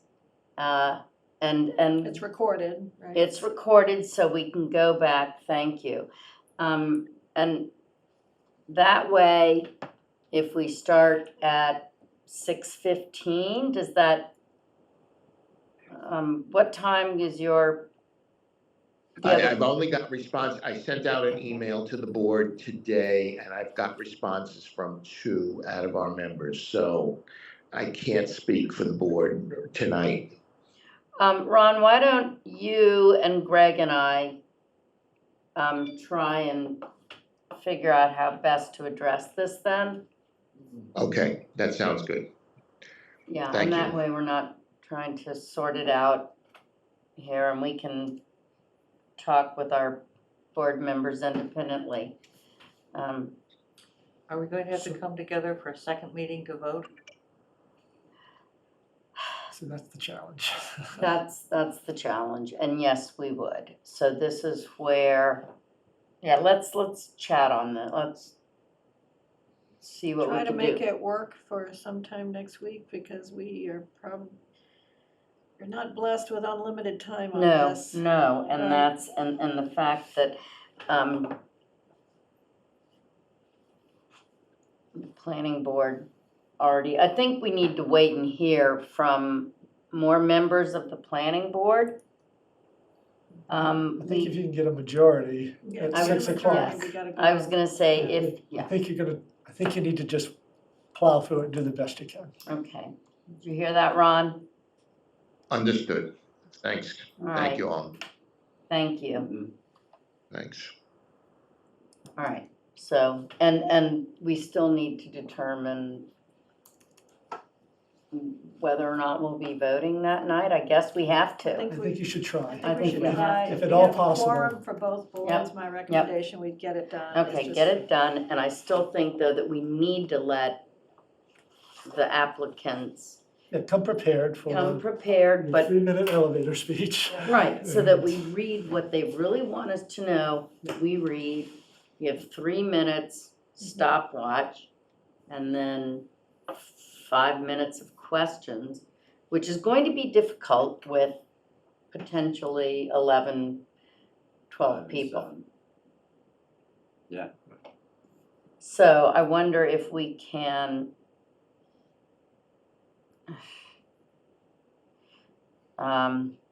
Well, one, come up with questions. so this is a panel interview is what we're basically conducting. It's Mhm. an extremely large panel. Mhm. If we get the information, their resumes by Wednesday, let's say, okay, we could perhaps send our questions to the chairs of each committee Yes. and just let the chairs conduct the interviews based on the questions that we all submit. Yes. That's one possibility. It's just a very large panel And that's a interview. very good idea. That's that way. Yeah, I'm uncomfortable because sometimes an answer brings up an Right. urgent question. Oh, understand. So, it was just kind of a suggestion to kind of consolidate things so that we Streamline, don't yep. You don't wanna be ask duplicating. duplicate No, questions. But I think we're smart enough to. Right. We know the time constraints. Follow up. But I think that's a very good idea, if we can at least start with some Right, but we questions could pipe in and- with follow-up right. questions, but it might Have a couple make the minutes at whole the thing end. go Yeah. a little faster. a couple minutes at the end. That's a good point. That way we just go through each Could we person. ask them for not just a resume, the sort of thing that shows up on an ordinary applicant, but for a 3-paragraph, why I am the candidate for this? Some of them That's this. have Cover already letter, sent yeah, that. yeah. But yeah, But yes, and I think that's a good ask. We're not, get that to us more than a day in advance, because once in a while my days Yes. go to pieces. yeah. Oh, I don't understand that at all. Yeah. No, that would be helpful, so I don't know, Debbie, if would be your ask to them? So is it possible for us to get what you already have tomorrow, I guess, right? Oh, yeah. And then if there's additional information, you can send Into it the to us. planning board. Right. Right, into the planning board, Yeah. and then we can start, do you want us to send you I think that's questions a or really not, good idea. if we Ron, have what do to? you think about having board members send questions to you and to me, and then you and I ask the questions?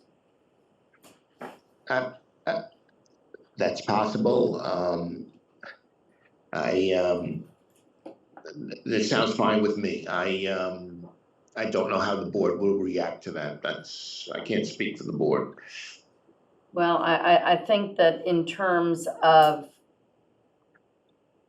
being most effective with our time, we're just going to have to do it that way. And if at the end we have time and other board members have questions that are not repeats of information we've already gone over, then I think we can entertain those. I think it'll probably, I mean, we've all been in Zoom symposia, which kind of work, you know, they're all Right. text, questions that are texted, and then there's a person who's kind of, well, there were 8 questions, Yeah. that was along this one.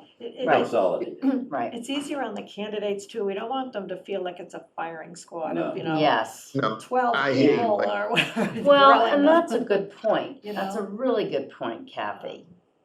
So, It's a lot. Yeah, and they're just gonna go down the line. Yeah. right, it's- and they're Bang, not bang, gonna bang, wanna, bang. I Who's mean, gonna they wanna don't join wanna that? be there Yeah. for hours on end. No, Okay, speaking of, Could we get the 7 members, just a little bio or whatever they've submitted? Could we get that, The next day. tomorrow, so I can get that out? Debbie is going to send that out. Additionally, she's going to ask, the interested people, anyone who's not sent in, why they are tossing their hat in the ring and why they feel they would be appropriate for the committee. Ask them to send a 2 or 3 paragraph why. And then she'll get all that to us as well. But the information Debbie has already, she'll send out to everybody tomorrow. Great, thank you, that'll help. Thank you. Anything else? Anybody? All right then. May I have a motion to adjourn? So moved. second, Moved by Ann, seconded by John. Roll call vote. Brian, if you're with us. Oh, Brian, there you are. Yes. John, yes? Kathy, Yes. Ann, Yes. Becky says yes. Thank you, everybody, for attending this evening. Good night. Good.